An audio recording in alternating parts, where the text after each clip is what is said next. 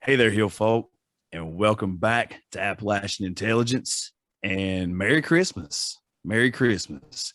This episode will be dropping. You guys will be hearing this the day after Christmas. So we hope that all you Hill folk had a fantastic Christmas spent with the ones that you love. We hope that Santa brought everything that you asked for. And we just hope that you had a great time, man. That's what it's about. Getting together, loving each other, spreading joy, compassion, gratitude. Be thankful for what you have. I mean, I know Thanksgiving's past, but be thankful for what you got. So, with you tonight, your hosts, Justin and Ryan. Lance is on a little family getaway, but we have been hearing some really, really cool stories coming from his drive up and down, and we can't wait to talk about that on the show. So we'll just throw a little teaser out there and say, y'all wait, because there's some cool stories coming. Oh, yeah. Y'all know what we like to do here as we get these 5-star reviews. When we get love, we like to show a little love back and appreciation for getting these. So we're going to read one of our most recent 5-star reviews. This one comes from Two Hole, Kentucky. And I'm not real sure I want to know what that 2 hole means, but I like the name. It says 5 stars, a couple hollers down. These old boys are scrapping with shadow demons while hunting for buried treasure where the old gods meet on this dark and bloody ground.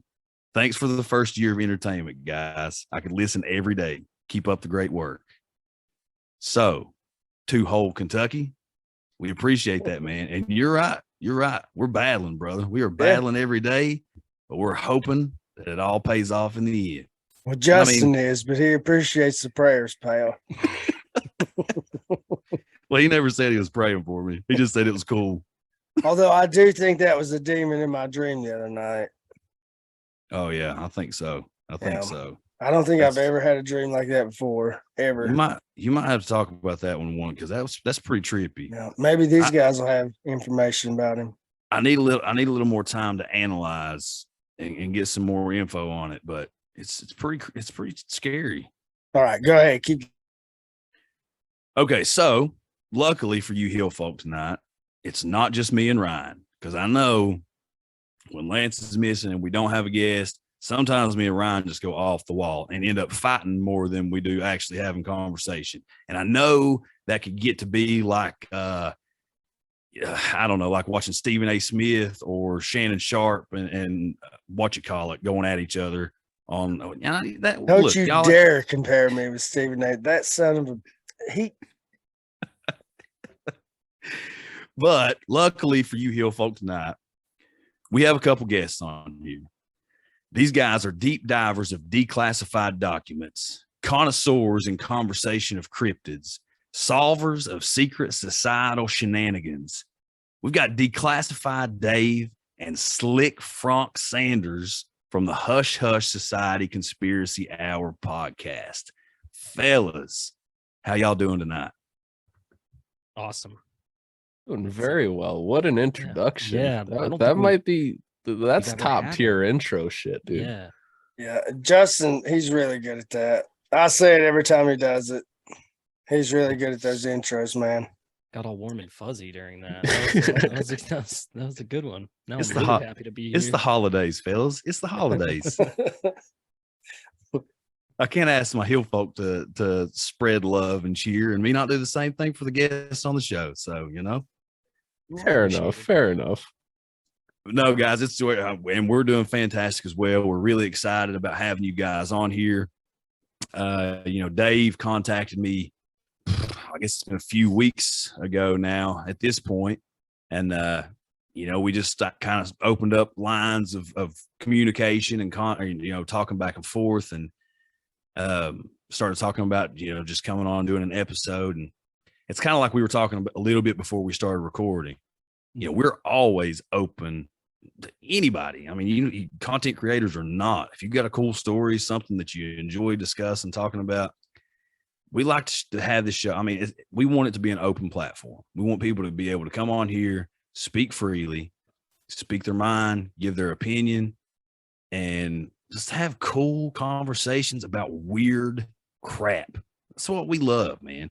So we're super excited that you guys are on here.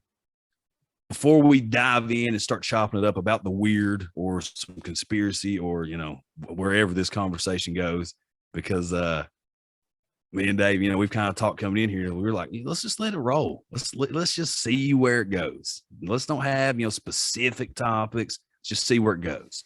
I like that. Plant the seed. Well, I cheated and I took down a few specific topics anyway. And so I'll just lead the conversation there like it's natural. So it seems like I didn't cheat. Well, I don't think you're supposed to tell everybody that if that's what you're planning on doing. Well, it doesn't matter. I'm a terrible actor. But no, guys, before we jump into it, why don't you guys let the Hill folk know a little bit about yourselves, a little bit about your show, what you guys do. Again, before we start recording, I told you guys I really enjoy, and this is for the audience out there as well. First off, go check these guys out. Hush Hush Society. Just type that in. You'll pull them up. Go check them out. Go ahead and leave them a 5-star rating and review wherever you listen, and then go hit play, because a lot of people be like, well, I ain't been it. Look, I'm taking this from Mr. Merkel himself. Okay. These guys have already done you a solid because they're putting out hours and hours and hours and hours worth of free content that you can just pour into and listen to and find whatever topic. And regardless, if you like the way they sound, or you like their audio, or you like the topics and conversations, or you like their voices, or whatever it is, that whatever reason you give a 5-star review, they're putting out all of this information that they're putting so much time and effort into. The least you could do is do them a solid for putting in so much work and making so much free content available. The least you can do is go give them a 5-star rating and a review. So go ahead and do that. Go check them out. But now they're going to tell you a little bit about what you're going to check out. Fronk, you wanna... Kick that off, Dave? You want me to? Yeah, sure. Yeah, sure. Well, yeah, run it. This is the two of us, myself, Dave, and Fronk. We have one more. He couldn't make it. He's doing a special project that we've been working on with our show, Mystery Mike. And if you're into conspiracies and cryptids and fringe science, true crime, cults, we got a little culty today, record an episode that comes out soon. Check us out. Give us a listen. We've got couple thousand minutes of audio that's on all the streaming platforms, and if you like to hear our sultry voices, then that'll make it even better for you. We also have other segments other than just our regular show. We have a Patreon which has some gross and yet glorious segments, but yeah, if you like conspiracies, we have our regular episodes and cults, and if you like interviews with authors, TV personalities, we have the Declassified discussions, which is a lot of fun to listen to. We just had some really good guests on. And if you like cryptids, we have a Cryptid Chronicles segment, which is like a kick back, drink beer, talk about cryptids and campfires, and a little bit more inappropriate, but a lot of fun. But yeah, check us out. Every listening platform we're on, so it doesn't matter what you use, what your preference. We're a one-stop shop type of podcast. It's www.hushhushsociety.com is everything: merch, episodes, links to all our social medias, blogs, and we also have a Rockfin. We are on video as well, and that's also a link on the website for that too. Nice. Fronk, you got anything to add to that? Dave pretty much hit all the bases, I'd have to say. Good. I'm glad. And I know that you said that we could call you Frank this whole time, but I'm sorry, I just can't do it. I can't do it. You don't have to. Some people get a little bit thrown off by the Fronk or the slick Fronk, but I'm totally used to it. Fronk is a nickname that I was given when I was like 14, and it has stuck with me ever since. So it's like second nature to me at this point. I'm cool with it. Good. Thank God. It went with the aliases that we created with the show, because we didn't just want to be our normal names. In the beginning, the show wasn't, I mean, we took it seriously, but it was more of a joke. So we were more of like, oh, let's make the most ridiculous show name we can do and the most ridiculous things that we can do. And then all of a sudden, Mike is a Sasquatch, I'm a gray alien, and Fronk is a washed up CIA agent. And we made avatars. And originally the show we were supposed to have a Muppet band at the end that was playing music. It was it's really ridiculous. And we're not Muppeteers. So that didn't work out, but yeah, it's a lot of fun. We have a lot of fun, and it's gonna get more fun too. I can tell you that, especially coming up.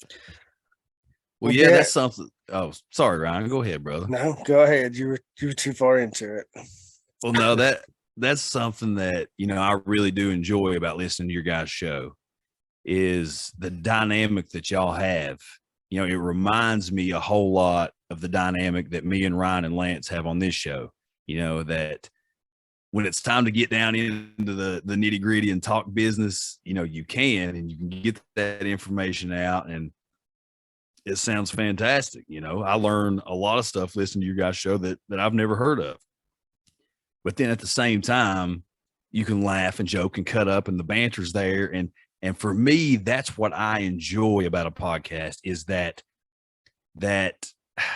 genuineness that you can hear amongst the people in the conversation. Like, I don't want to sit down and just hear somebody reading from a script the entire time, and it just sounds super professional and like a, I like for there to be, I like to feel like I'm in genuine conversation, or I'm hearing genuine conversation. And that's what I love about your guys' dynamic. Again, it reminds me a lot of ours. And like I was telling y'all before we started, one thing about your all's show, one thing about your podcast is it's literally like 3 or 4 different podcasts in one. I mean, they, like Dave was telling y'all, they have the Declassified interviews with these people, that they dive into all this different conspiracy stuff. They have the Cryptid Chronicles that go into the cryptids, which, we really, really, really love here on this show. Oh yeah. They have a bunch of like different paranormal stuff on there. They have a bunch of lost history or altered history kind of stuff. I mean, it's no matter what topic you want to dive into or check out, these guys are covering it, and they do it in a way that's fun and upbeat, but still informative. Yeah, I want to know who discovered the cryptid erotica. That's Mike's baby. That was Mike. Yeah. So actually, before the show was even a thing, I was probably like 16, and Mike and I had gone to a concert or maybe like a convention. We went to something together, like a state or two away. And we're on the way home on the highway. It's dark out. We're getting off the exit. And he looks over at me and he's like, "You want to hear something fucking ridiculous?" And I was like, "I guess, sure." And he starts playing this shit over the Bluetooth in his car. And it's an erotica reading. It's a cryptid erotica reading, and it's about Mothman and this lady like totally getting dicked down by Mothman. And it was probably only like 4 minutes long, and my jaw dropped, and I'm like, "Dude, what the fuck are you playing right now?" I was like, "Why is this on your phone?" Yeah, I was freaked out a little bit by it. And what was he Googling to find that? I don't know how he found it, but he played it as like a joke. I think he found it, I don't know, maybe on Reddit or through some sort of meme page or some shit. But it's just ironic that a couple years later he was like, "You know what, fuck it, we're running it, cryptid erotica readings." We've got some good ones. He's written a couple. I think it's more fun to write them yourself. I wrote one that was really disgusting about the Loch Ness monster called Nessie's Neck. Yeah, that was filthy. Yeah. And I wrote it while eating dinner, like sitting at the table, just like noodling on my phone, which is really weird. But the best part is hearing Mike talk that disgusting writing back and knowing that he's recording this alone, probably in the dark, reading my smut. And that's the best part of it. It's if you're interested, our Patreon is literally Filthy. printed balls to the walls. Yeah. Oh man. Oh, that's good. That is Ryan, good. I gotta ask, and I'm sorry if it's like sort of off the cuff, but it's something that I've been pretty interested in lately, the whole sleep shit and dream shit, stuff like that. And you had mentioned some sort of like demon type entity in your dreams. Do you want to touch on that at all or not really? Yeah, absolutely. I'll share it. I've actually, if it is a demon, I was like, man, I wonder if I can invoke that bastard and figure out what he wanted or something like that. But I was, dude, I found myself in like this basement. Like, it wasn't really a dungeon or anything like that. It was like a block basement, and like I would hear all these different noises, like loud, like all kinds of people talking. And then all of a sudden you wouldn't hear that. You would just hear like a baby crying, and I'd be looking for the baby and I couldn't find it. But all of a sudden I'd realize this is a trap. I gotta get the fuck out of here. And I would take off running, but I'd always end up in this room, and this dude was standing and he was doing something, and he would never like come at me. He would just turn his head, and he had yellow eyes, and he would look at me, and he was always grinning. And like if I ran to the right, I would come in on his left. If I ran to the left, I'd come in on his right. I'd come on whatever room I came in. It was the same room over and over again. And every time I would see him, I would be terrified. And I actually woke up screaming. Like I've never done that ever. You wake up like dead from your sleep, like in the middle of the night? Yeah, screaming. Really? And then I was shaking for a minute, and then like trying to figure out what was going on. I woke my wife up, my son come in there. He's like, is dad screaming? But like I was screaming when I woke up. And then I was kind of sitting there for a minute, like realizing, okay, that was a weird ass dream.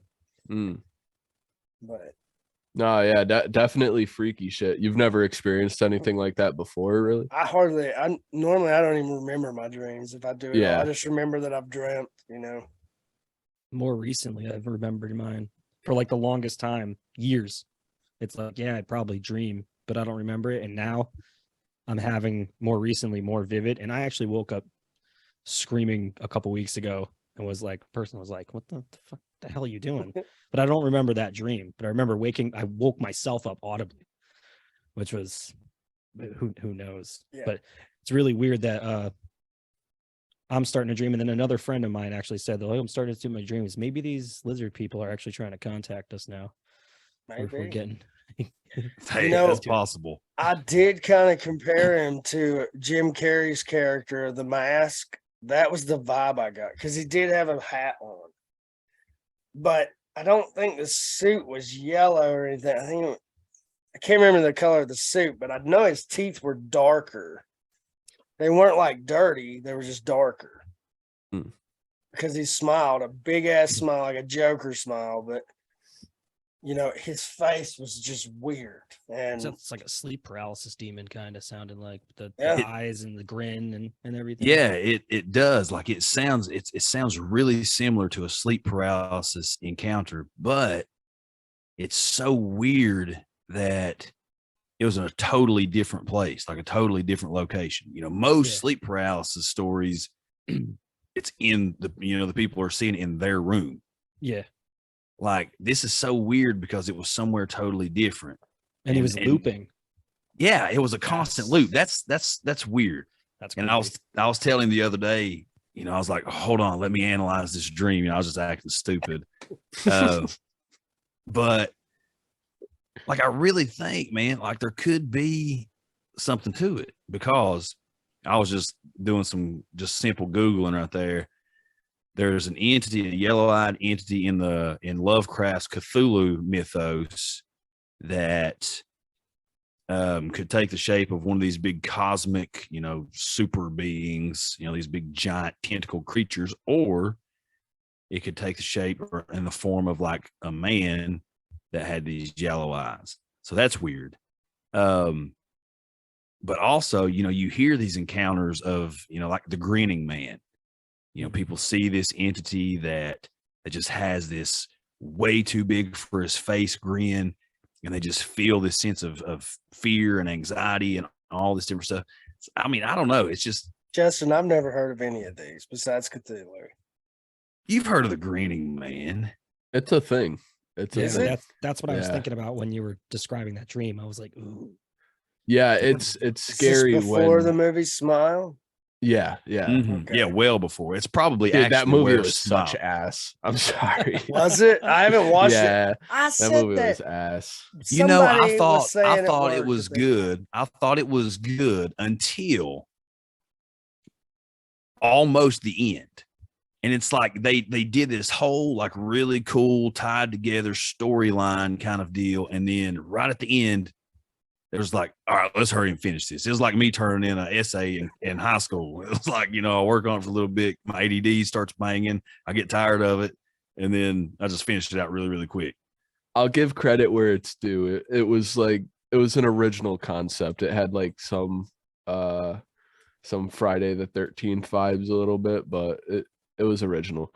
But yeah, it's super freaky when you come across some sort of entity or some sort of force in a dream, whether you think it's imaginary or not, that a large collection of people have experienced something similar in their dreams, and you start to wonder like, why are so many people seeing this same shit in their dreams?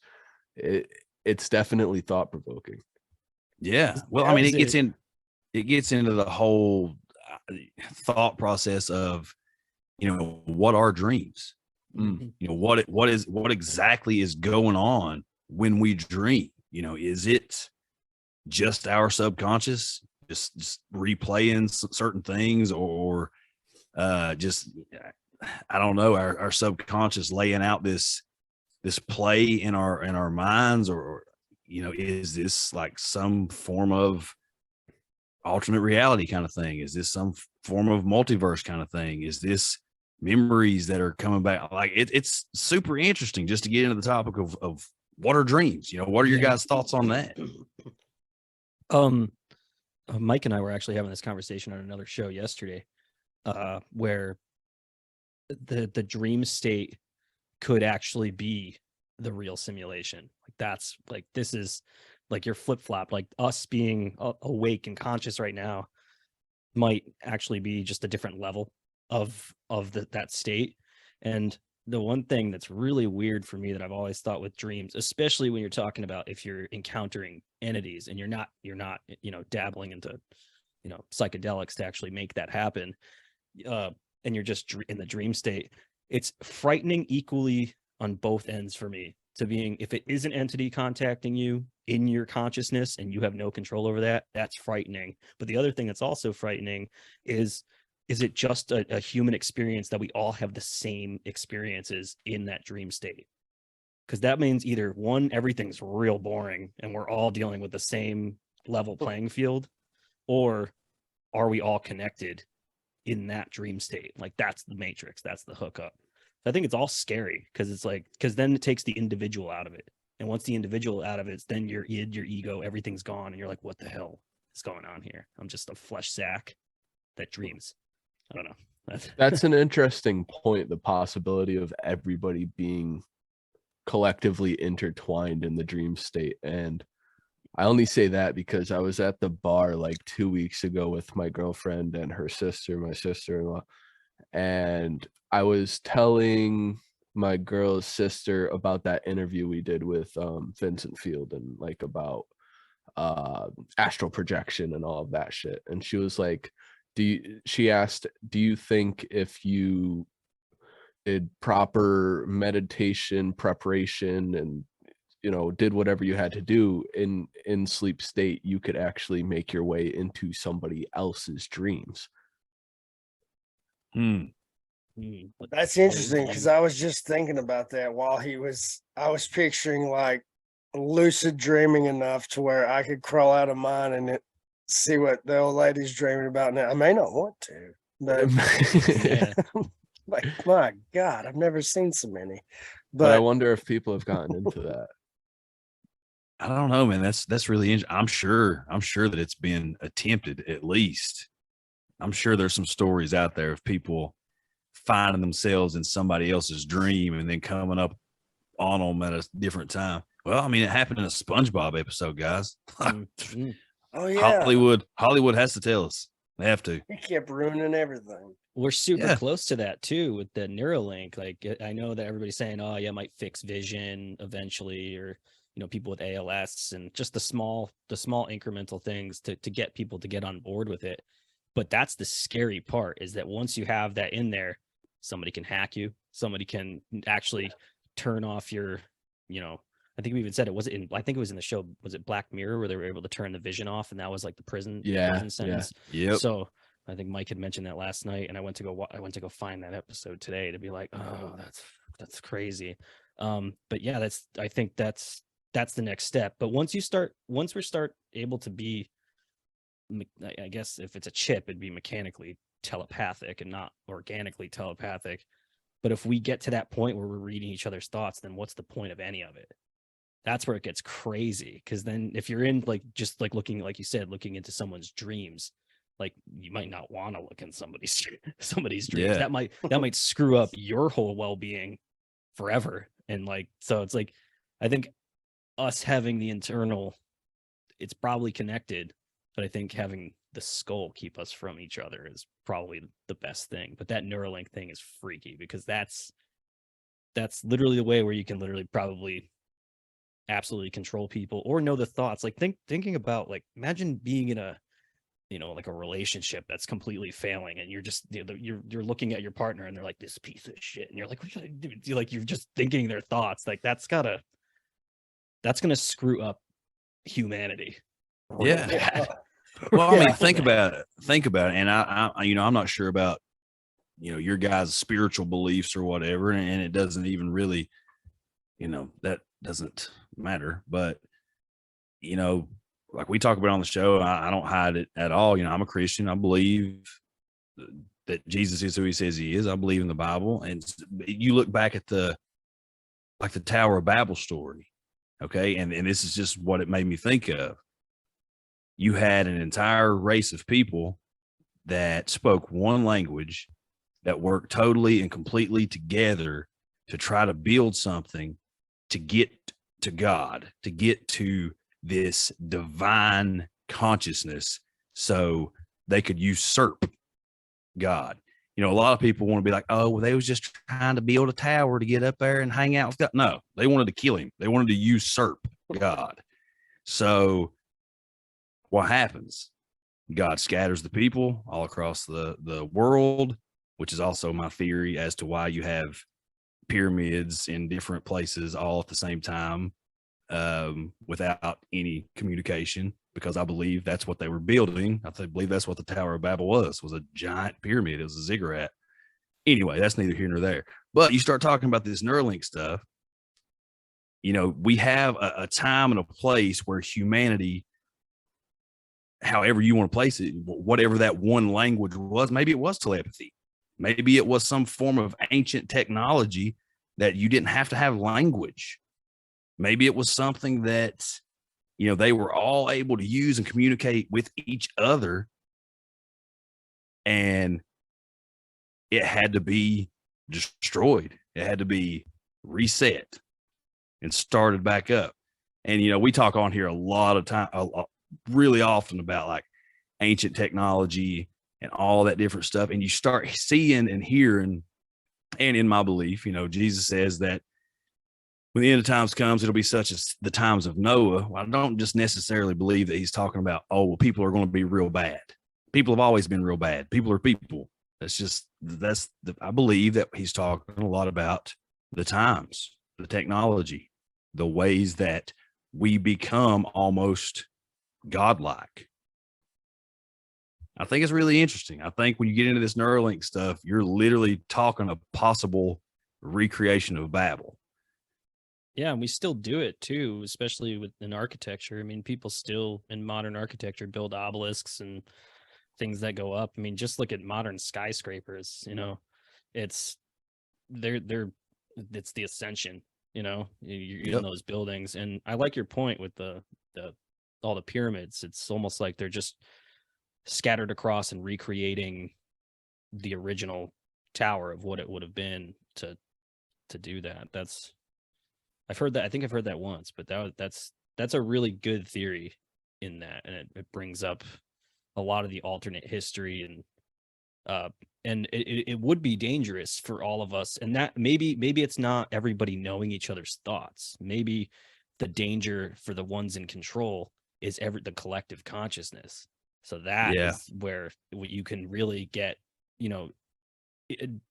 not dangerous on our end, but dangerous on whoever's, suppressing. Because once everybody unlocks, which we know the human mind can do many, many, many things that we, especially in altered states, even with just meditation, without even taking anything, you can change the way you think and the way that you're perceiving our reality as we know it. So yeah, if you get however many people on board, because I believe I don't know what study it was, but some scientist, some university studied some type of chart, the electromagnetic fields on the earth and around on 9/11, and it was like super low. Yeah. And every year when it comes around, it's like the ebb and flow, where that energy drops because everybody's thinking about it. It's sad. It's, and that, that could be just a weapon in itself to suppress, us, because we were getting there at the 2000s, early 2000s, late 90s. It was a bitchin' time. And all of a sudden, boom, punched in the face. Yeah. And now we're on to something else. Yeah, I distinctly remember when my friends said, "Why are you joining the military? Aren't you afraid we'll go to war?" And I was, my gosh, we haven't been to war since what, 93? And then while I was in basic training, 9/11 happened. Oh God. It's like, that's about right. Yeah. Well, if you thinking about it and you just talking about the ebb and flow there, man, my mind is firing tonight, boys. This is awesome. But you talking about the ebb and flow there, to me, does that not sound extremely ritualistic? Absolutely. Just COVID itself. Look at COVID itself. Like the consciousness of a global lockdown, not even just the United States taking a hit, and especially just like the area of New York and the families that were supposed to be either flying from California and Massachusetts, like just the local aspect of that incident. And now you take just all the lockdowns and everything. And you see it. You can see it in the behavior of people now. This out here, it's a wild west, man. Like people are off the chain out here now. So I bet. I think it's orchestrated, though. I think it's an orchestrated ritual. We talked to a lot of people more recently that we've met in this whole conspiracy podcast community that are very big on the occult and very big about the spiritual warfare aspect of what might be going on, and probably has been going on for quite a while. Yeah. Well, you just look throughout history. Look at, it's like 100 years ago, the exact same thing happened. You had the Spanish flu in 1918 that lasted until 1920. It was killing, like people were like, there's never been a time in history that all this has happened. Well, yeah, it was just 100 years ago. You can see pictures of people wearing masks, in their 3-piece suits and their bowler hats, and the ladies in their gowns and their dresses that are just leaving their house and like looking around for, make sure nobody else is around them to be able to go to the grocery store to get whatever they needed. And they're wearing masks. This just happened 100 years ago. Well, what happened after that? Well, that led into a world war. It led into a Great Depression and a global, or not global, but kind of global, but especially America, a financial collapse. You look at all, and it's like everything is on a loop. It's like everything is just being replayed, that they can't come up with any. And I say I'm just talking about, the puppet masters out there, who's ever's running this crap. It's like they can't come up with any fresh ideas. It's like, well, this kind of worked. If we would have just done this one little thing, we would have had them exactly where we wanted them. So let's just go back and try this again, except this time let's do it this way. Just, what I mean? Monkeypox, it didn't work. Yeah. It's like Joe Rogan said, 98% of the people that catch monkeypox are involved in homosexual intercourse, and the other 2% are liars.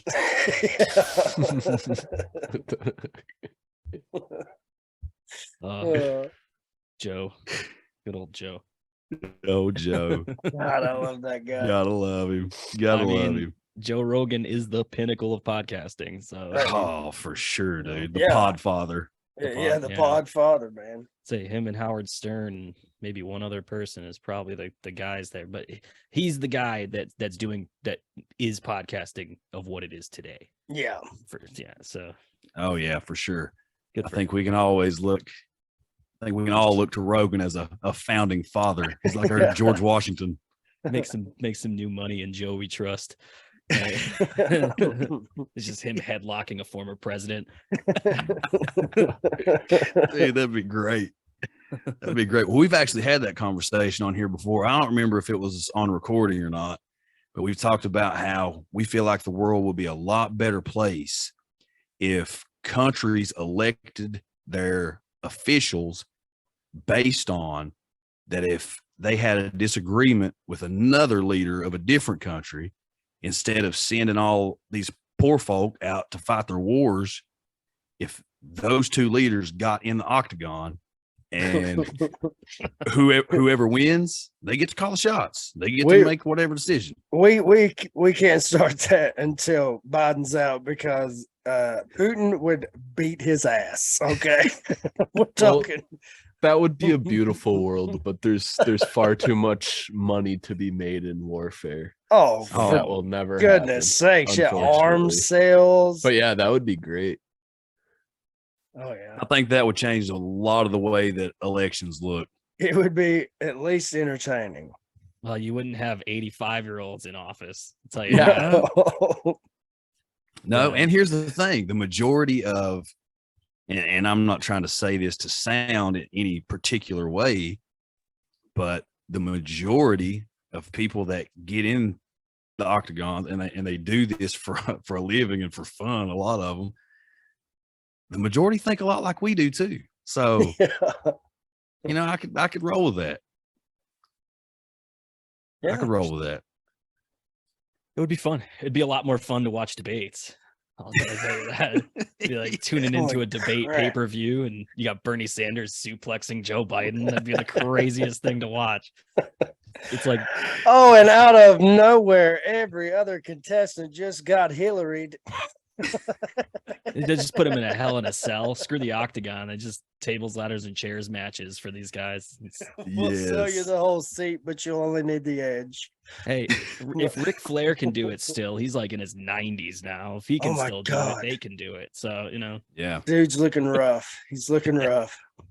That is true. That is true. Oh man, it is. It's you know what that made me think of earlier though, when you're talking about the Tower of Babel. I was like, you know what? I suppose the giants couldn't build a ladder to heaven, but 4 kids in South Park, Colorado sure as fuck did. Hell yeah, they did. That episode was banging. Alan Jackson even wrote a song about it.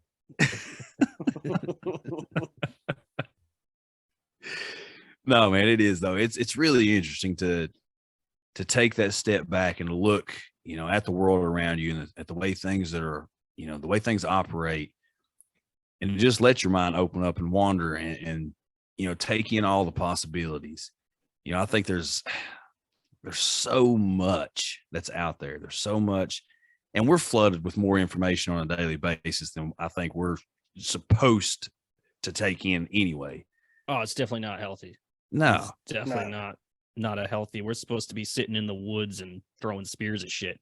So, you know, like that's us. You being on a subway with screeching noises and homeless people taking dumps next to you is not a normal occurrence for society. Our reality is far more interesting. But like you said, I think we actually absorb in a day, or even maybe in like an hour or two, we absorb more information than one person absorbed in like 10 years in the early 1900s. You know, like we and even in the 60s, like you sometimes would have to wait, you know, for a magazine to come out just to read an article, because you couldn't, you weren't getting it through TikTok or Instagram reels or anything like that. And now we're just, so it made it so much easier to dupe everybody and to lure everybody in, because we're already, like Elon Musk said it, I think we're already transhumanists, because we all have the phone in our hands. We're just not physically connected to them. Yeah. So yeah, that access to information, it really is a blessing and a curse, because you can use it for good. You can learn a lot. You can enhance yourself as a human being with that access to all of the information in the world. But at the same time, all of that information is being used against you, your friends, your family, as well as the rest of society. So it's this weird yin yang sort of situation that we're dealing with. And the information that you take as fact or as fascinating might not even be accurate. Yeah. So you could be like, oh, I learned so much. And then you're like, wow, that was a I total learned lie. so much about nothing. I'll never get that time back ever. Well, There's more, when I'm talking about like enhancing yourself, more so like skill-based shit, Yeah. like how to enhance yourself skill-based, like more statistically and world news type shit. Yeah, you're probably being lied to. Most of that information is probably false, but Yeah. Yeah. Well, that's the thing, that's just the mainstream. You have all these sources out here that, the mainstream media, they can push whatever agenda that they want to. And there's going to be a certain percentage of the world that just decides, yep, they said it, so it's got to be true. So that's what I'm dying on this hill, and I will fight for it and defend these people with every ounce of energy in me, instead of looking into any of this myself. I don't want to struggle with making my own decisions or having my own opinions. I just want to take in this narrative and regurgitate it on an endless loop to everybody that I come in contact with. And then when they disagree with me, I'm going to get pissed off about it, and I'm going to rant and rave. It's just, it's crazy, man. It's crazy. The irony of the whole situation too is that everybody's like you said, everybody's ready to die on their hill, but we're all climbing the same hill. It doesn't matter what side you're on. We're all going to meet up at each other at the top and be like, wait, and look around, and be like, oh, you guys got duped with that? You got duped with that? What the hell was going on? While we're all fighting each other, they're, Musk is sitting there petting his cat, like, yeah, it's coming. It's coming, yeah, the ease of access of information is, we can do this. We're doing this right now, with, with that, I think that's stuff for good. But you can also, and you can learn things. Now some people that have, $100,000+ in student debt probably going to hate me for saying this, but now you don't need a college degree. You can learn most of your information online now, and probably within the next 5 to 10 years or anything, and you're probably not even going to go to college. You're going to be doing classes just like this, like they've done, and that whole in-house learning, Encyclopedia Britannica, books are gone, and so it's just going to get harder to access the information that we've all been lucky to have for the last 25 years or so, with the internet being around. So yeah, it's our I've heard it said this is our Library of Alexandria that's just about to get torched, and so suck it up, people. Man. Take all the info. Here's a question for you. Do you think, and I've heard, I love Sam Tripoli, I love Tinfoil Hat, and I've heard him ask this or talk about this a whole lot, and I think it's got some meat. Do you think the internet was something that got away from them? Like we lost control of it? Not we, but like, CERN. Okay, CERN and DARPA, they were the originators of the internet. They were, first. And now, just me taking a step back and looking at the organizations, CERN and DARPA, and knowing the things that they're doing, I don't think that they were that they were on the thought process of, well, let's create, this big open world with all these just to give to the people. Like, that's just my thoughts on it. Like, I believe that it was created without much anticipation on their part or expectation on their part that the populace would grab it and be able to do what they've done with it. That a few nerds would take it and create all of this awesomeness that we're able to do, you know, to create what we're doing right now. Or I was feel us like- doing the work for them? It's all the coders and programmers that originally, you know, were putting stuff on. You know, you go to a website, a .com website or a .net site from 1999. I mean, generally, if it wasn't Yahoo or Ask Jeeves or something like that, you know, like there was an independent programmer that was putting those sites out. So I'd say if it was created for us to get lost in it, it probably worked. But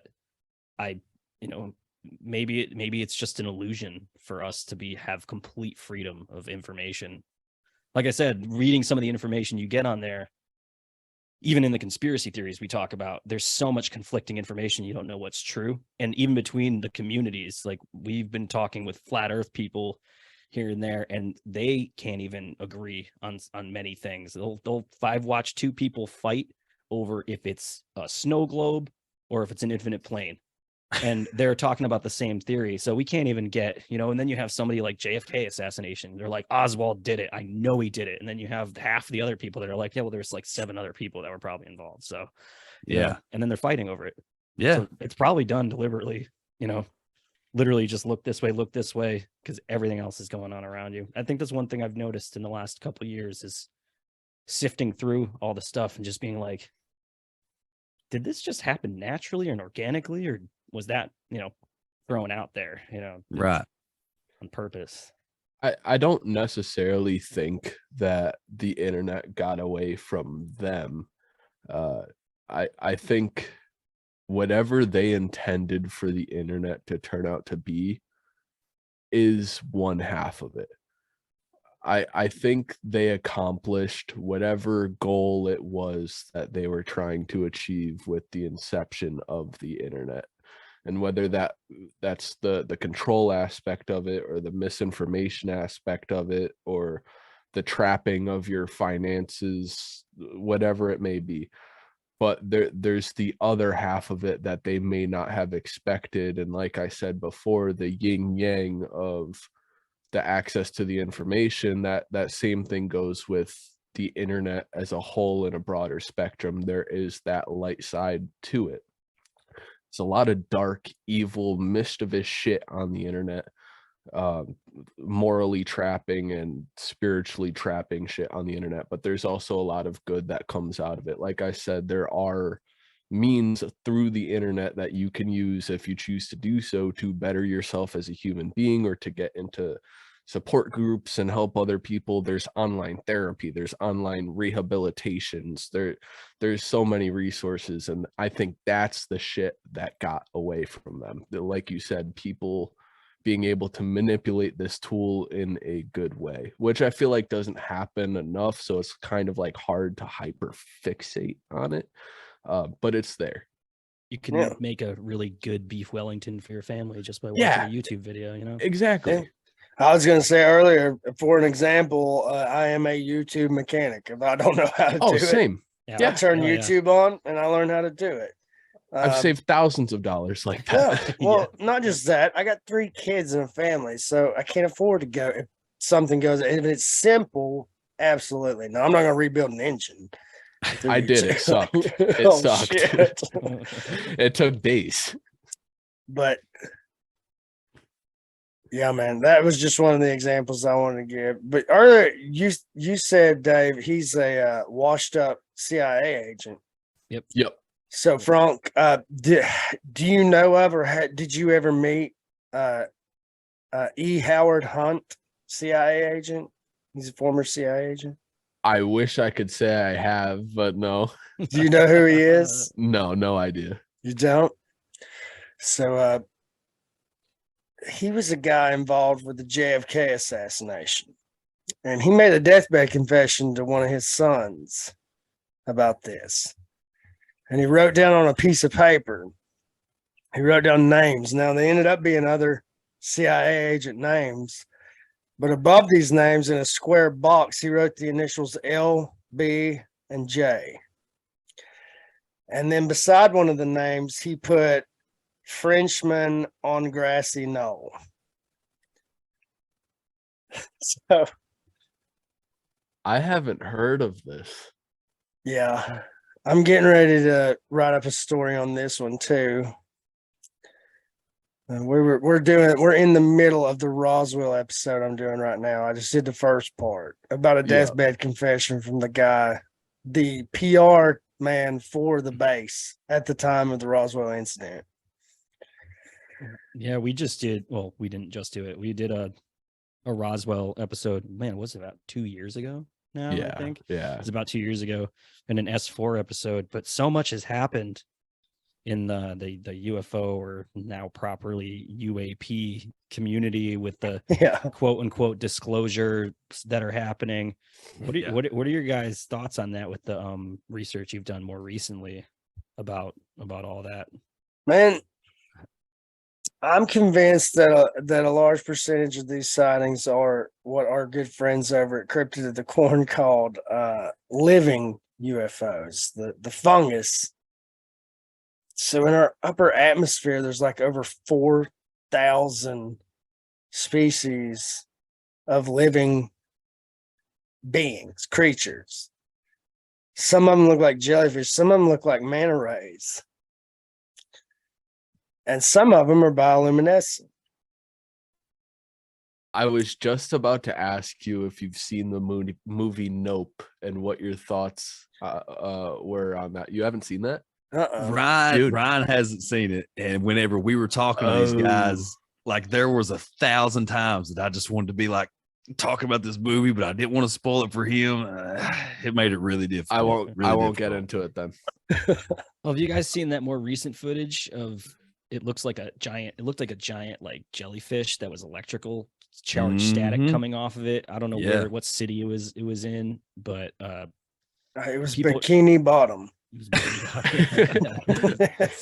talked about SpongeBob a lot here tonight. On the jellyfish and the fucking rave. Yeah. I had to. That was But no, man, I think it is like, I'll agree with Ryan.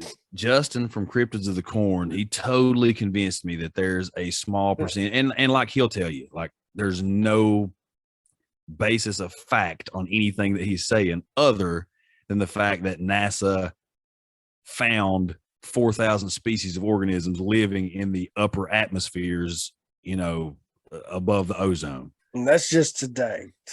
Yeah. So, like, I do believe, but and even he'll say, though, that's probably a small percentage. And you will hear stories of people saying that they saw this thing that looked like this manta ray and it was making these circular motions, or they saw these jellyfish looking things. And that's one of the things that have been identified in the upper atmospheres are these jellyfish like creatures. So I think that probably is a small percentage. I think that a way larger percentage is probably military technology, secret military technology that, they're using, operating, doing trial runs, especially like the UFO sightings we have here in Appalachia. If you're going to try and test this stuff out, where are you going to do it? Like, there's a reason there's not a whole lot of people in the city talking about getting abducted and doing all this stuff. It's always some redneck. It's always somebody sounds like us, damn it. That's why we get a bad rap. Yeah. But no, I mean, we're better to test this stuff out. But now I do believe that there are a lot of these things that we're seeing, and I don't know where I struggle is I don't know if these things are off-world, off-planet, or if it's an interdimensional kind of, I don't know.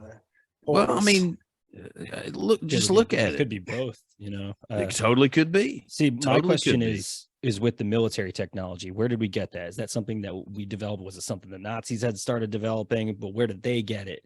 is the originating factor of that, is that from off-world? That's Well, that's a big question I've had, because they literally just admitted we have off-world vehicles, and nobody batted an eye. People were like, "Oh, that's funny. Star Wars just came out."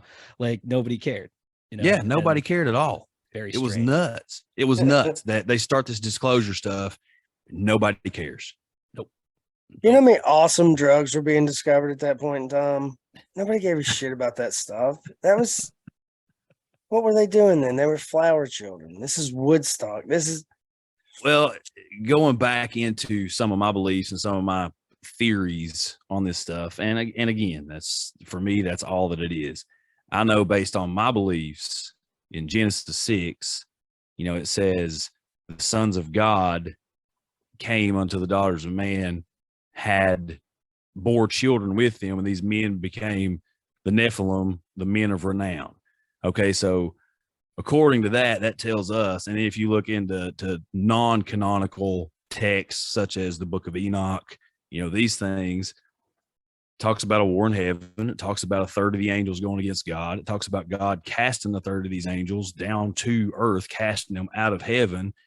My belief is these fallen angels, what would have been known as the old gods, I think they're the gods that these ancient civilizations worshipped. I think that all the gods that you hear about, they're not fiction. They're not made up. They're not make-believe. They were real. And they were these fallen angels. I believe they brought technology with them. I believe they brought, heavenly, otherworldly, other dimensionally, whatever you want to call it, technology. And I believe they taught people to farm. They taught them smith work. They taught them, how to do herb magic and all of these different things, how to perform ritualistic sex magic, how to do like a bunch of this stuff. And again, architecture, mathematics, geometry. I believe there was a form of technology here from the beginning, almost, that we today are still trying and struggling to get back to. Now, that early technology and these, and again, this is just my beliefs.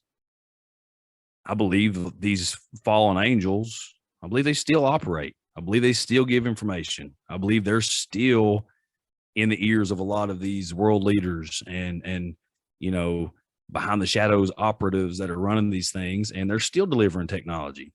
I believe they're still trying to say they have an agenda. They have a plan that they want to see mankind stumble and fall, because we have been given the title as sons of God over these beings because they screwed up way worse than we did. So they're pissed about it. They've got an agenda, but they're not going to show their hand. They're not going to say, "Hey, we hate you." They're going to say, "Hey, I have all this information. I have all this stuff that I can give to you. All you need to do is worship me." And you can go back through ancient times. You look at all the talk and all the conspiracy about these child sacrifices and all this different stuff going on. And you hear stuff like Bohemian Grove and all these different things, Pizzagate, all this different stuff. But then when you start looking back through ancient history, you find out, hey, there was this old god called Moloch that people sacrificed children to for hundreds and hundreds and hundreds of years. So, Yeah, I mean, it's new. It's not a new concept, and it's not far off to think that these old entities that people worshiped and bowed down to receive information, whatever kind of information that may be, or power or influence or fame or fortune or whatever. I think it went on in ancient times. I think it's still going on today. There's definitely continuity there too with them. Most of these ancient cultures, all one having similar architecture. Lots of people, like, one, you said pyramids, similar type of megalithic architecture, and then two, very, very, very big continuity between serpents, lizards, dragons, the devil, anything that has to do that is kind of reptilian. And then, having us kind of battle it out throughout the ages. But the big battle, like you said, the sacrifices, that I always think about, is that an inherent human thing, or is that something, because every sacrifice that you've seen it happen, whether it be the Aztecs, sacrificing thousands and thousands of people, it's always to a god. So is that inherently human, or is that something that's infected humanity throughout the ages? Because we're as a society now, yeah, we have wars and conflicts and people are getting killed, and it's wild that that's still happening, but we're not sitting here having major sacrifices, or are we? Is it still different? Like, we're not just putting somebody on the altar and ripping their heart out with a stone knife a stone dagger anymore. We're killing people maybe with a bioweapon, or even 9/11 itself. That's the newest one I've heard. 9/11 itself being this massive mass ritual of sacrifice, and not only with life but with the energy as well. Yeah. So yeah, or it might just be inherently human, but I don't believe it is. That's my thought after seeing all of it over and over and over through the ages. It's like we always do it for a reason and not for ourselves. And that reason is always based on, it's always done to a deity for some kind of gain, whether it be, for the crops to grow well, this time, or harvest to be plentiful. It's always happening around the solstices, the changing of the season, which is also ritual. Like it is. It's interesting to think about. And I guess that was a really, really, really long answer for me to say, just the government side of the technology or the whatever. But I do believe that there are entities out there that are probably, that they operate in the spiritual realm. I'm not one of these people that, well, I believe in God and I believe in the Bible, so everything's a demon. I don't believe that. I don't believe that. I believe that there definitely are demons. Get out of here, devil. I believe that I fight them sometimes. But I also believe that there's a lot of things out there, man. Like, I believe that the God that I worship is so far above my ways of thinking and understanding that, obviously I can question what he's doing and all this different stuff, but I have no idea what he's created or what he's allowed to create, other things. I mean, just based on everything that I was saying right there, fallen angels came down here that he kicked out, and they created a whole different breed and species of all kinds of crazy crap, giants and chimeras and, all this different stuff. So if I'm going to believe that, well, how can I not believe that there could be extraterrestrials or, Bigfoot or Nessie or Mothman or all these interdimensional entities that, top physicists nowadays are saying, hey, we probably have multiple universes surrounding us right now. We have no idea how they operate. We know that we have quantum computers that gains information from other dimensions that we don't understand or know where it's coming from. We know nothing about this, but we know that it's probable. So, I mean, if we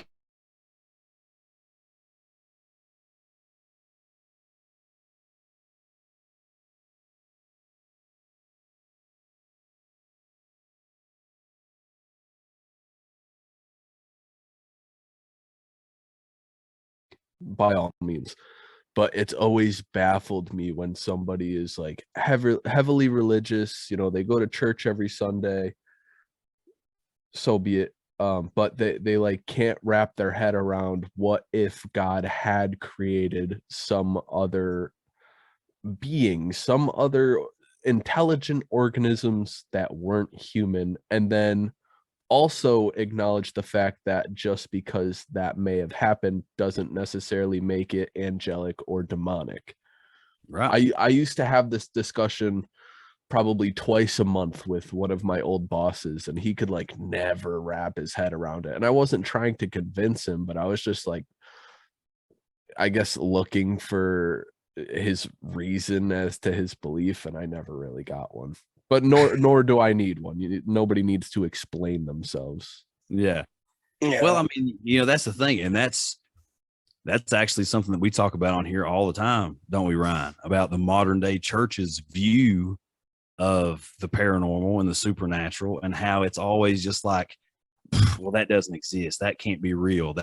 It's not, whatever, blah, blah, blah. I didn't hear this sermon on Sunday.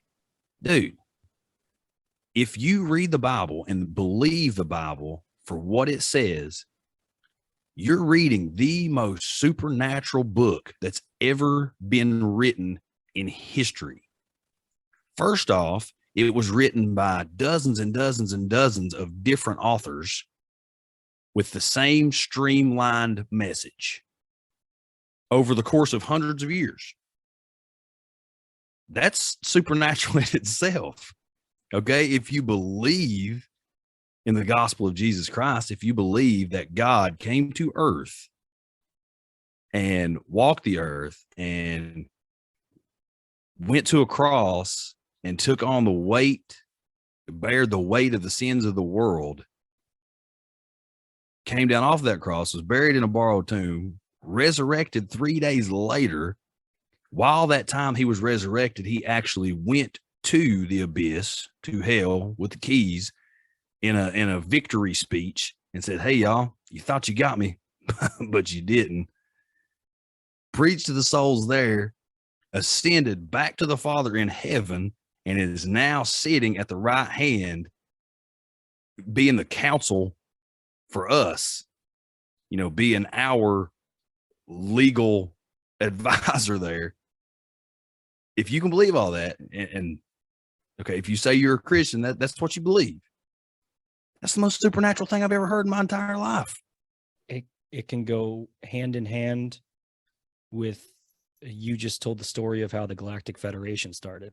I mean, that's really, if you're talking about chairman sitting there and the guy who's able to ascend, descend, talk. So I think a lot of people get stuck, and I know quite a few people that get stuck, especially with the religious aspect that Jesus could have possibly, he was just human, but you call him the divine.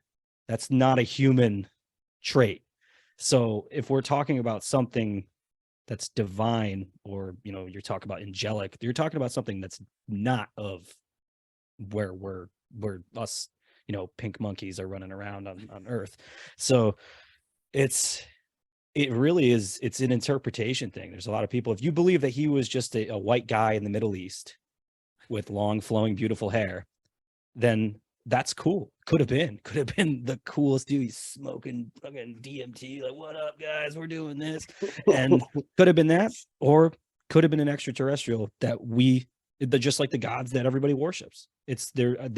I think there's a difference in our society now where we don't have the supernatural aspect, like you said. I think we lost that. And that might be part of the technology, like you said, too, is we lost the supernatural aspect to believe in something higher than us. Because right now, as humans, we don't think our shit stinks. We've been at the point for hundreds of years where I think we explained it in Roanoke, where we came over and you come see a tribal nation that's there on one side of a coastline, but you have the English or the Spanish on the other, and they're right, you're wrong, so we just wipe them out. It's happened time and time again. So I think we have a problem with our shit not stinking, and yeah, it's I think it really, people have to think a lot deeper than just being like, okay, this was just a guy that this happened to. If this was an actual entity or a being, this was a special being, because if I could resurrect some people that have died, I would do it. So yeah, for sure. That's my thoughts. I'm not insanely religious. I come from a religious background, got confirmed, but that's always been my thought on it is well, there's got to be something to this guy other than just the materialistic, monetization version of it, where you're, like the white guy with the beard in the middle. Yeah. So I don't believe that part. I don't believe. No, but if he wasn't a white guy, could have been It would be. could have been one of them Nordic aliens. I mean, you're talking Could about have totally been. So Could totally be. So on the subject of Jesus and my dream, earlier I'm riding with Ashley. We got to meet this girl for something Ashley bought, and we're on our way up there. And I was talking about that dream, and like, man, I just wonder what that was, And she's like, well, she told her straight demon. She's like, you got to invoke the name of Jesus so he can fight this battle for you. And all I could only laugh because, of course, my gummies are kicking in. But at the same time, all I could think about was like the octagon lighting up and ding, ding, ding, ding. And then John Cena music coming on and Jesus is whipping ass. Yeah. That's too good. Yeah. So that got me cracked up, and I was like, "Oh, he probably won't help me now." And I didn't mean to turn this into like a religious, I didn't mean to turn it into a Bible conversation, but I think, with I dropped my crayons over there. well, I think that's what's really, really cool though, is you can look at all of these things, no matter what it is, with in such different light and from such different perspectives. And I think that it's important that just because I believe this, you may believe something totally different, and Fronk may believe something totally different, and Ryan may believe something totally different. But I think it's really, really, really important that we all get together and do exactly what we're doing right now and put all of those opinions on the table and pick pieces from each of them and say, okay, well, yeah, this makes sense. Okay, well, here's a connection here. This could be possible. And I think that's important. I think that's what's wrong with society. We talked about it earlier. Yep. If you don't believe the same way I do, then you're wrong, and I hate your guts. That's not the way that it should be, man. Like, hey, by the way, do you know the point in America when it became left against right, not just about who the right person is and all that? It was during Nixon's time. And guess who else was there during Nixon's time? E. Howard Hunt. You're really on this E. Howard Hunt thing, ain't you? Dude, I'm telling you, in light of recent events with Tucker Carlson going on Fox News. Now, listen, guys, I'm not a Fox News guy. I'm not one of those people, and I don't like Tucker Carlson. However, for a mainstream media to say it has been brought to evidence that the CIA had a hand in the JFK assassination. Oh, absolutely. And now, I'm just discovering this deathbed confession from this CIA agent who names names and everything else, basically saying LBJ was the dude that called it. That parade was supposed to be in Miami. LBJ changed it to Dallas. If you're setting up something like that with the buildings and the way you can hide around it, that makes perfect sense. I think we did cover that, and we did a 2-parter on JFK. It was our first I think it was our first 3 or 4 third or fourth episodes. And I think we did talk about LBJ being a big part of it. We got into like the mafia and parts of that, but that's got their hands with the CIA as well.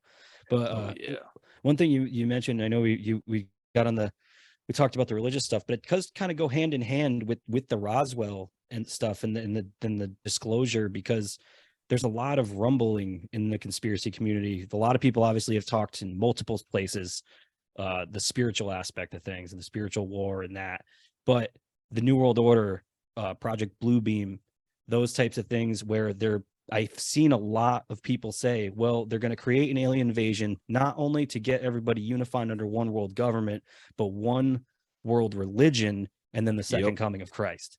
So there's a lot of that in a lot of on one side of the argument. And then there's the other side that's, oh, well, we're just setting up to fight aliens, even though they're not really nefarious, but we just need a new war. So it's a lot of. I wonder what the one world religion would be. Well, so that's kind of what I was just wondering. It never really occurred to me. I mean, like we've recorded a Project Bluebeam episode, and this thought never really occurred. So I'm just gonna ask it anyway. So they staged the fake alien invasion, right? And then we have the second coming, which at that point, I'm guessing if they're staging the second invasion, they're going to stage the second coming. Yeah, that would be part of that technology. So you have destroyed the fabric of modern religion on Earth at that point. You have shattered tons and tons of households, you name it. Are they just going to keep projecting Jesus Christ in the sky every Sunday after the second coming? Like after that performance show that they're going to put on, like, then what? Well, here's my who's not going to question that? It would be so hard to question that, because even if they put a live extraterrestrial on CNN, people still wouldn't. They'd be like, "Oh, that looks good. That's good CGI." Like nobody would believe it. Well, here are my thoughts on it, and here's how I think you really, really, really shake up everything. In that projection of the second coming of Christ, because you're still only talking about a certain percentage of the world that, believes in a second coming of Christ. There's but huge... then the rest of the world that believes in something else, that just screwed all of their lives. Well, see, here's what I'm thinking. If you have the technology and the availability and the opportunity to stage however they do it, holographically, drones, however they do it, Neuralink, just make you see it. However they do that, what if all of these entities that are worshiped today, all of these gods, all of these, whatever, if you have all of these things show up and then just start combining into this, you have certain traits and characteristics and aspects of each of these gods, and they all come together and they say, well, this whole time, your book was right, and your book was right, and your book was right, and your book was right, and we are all the same God, and we are all the same supreme being.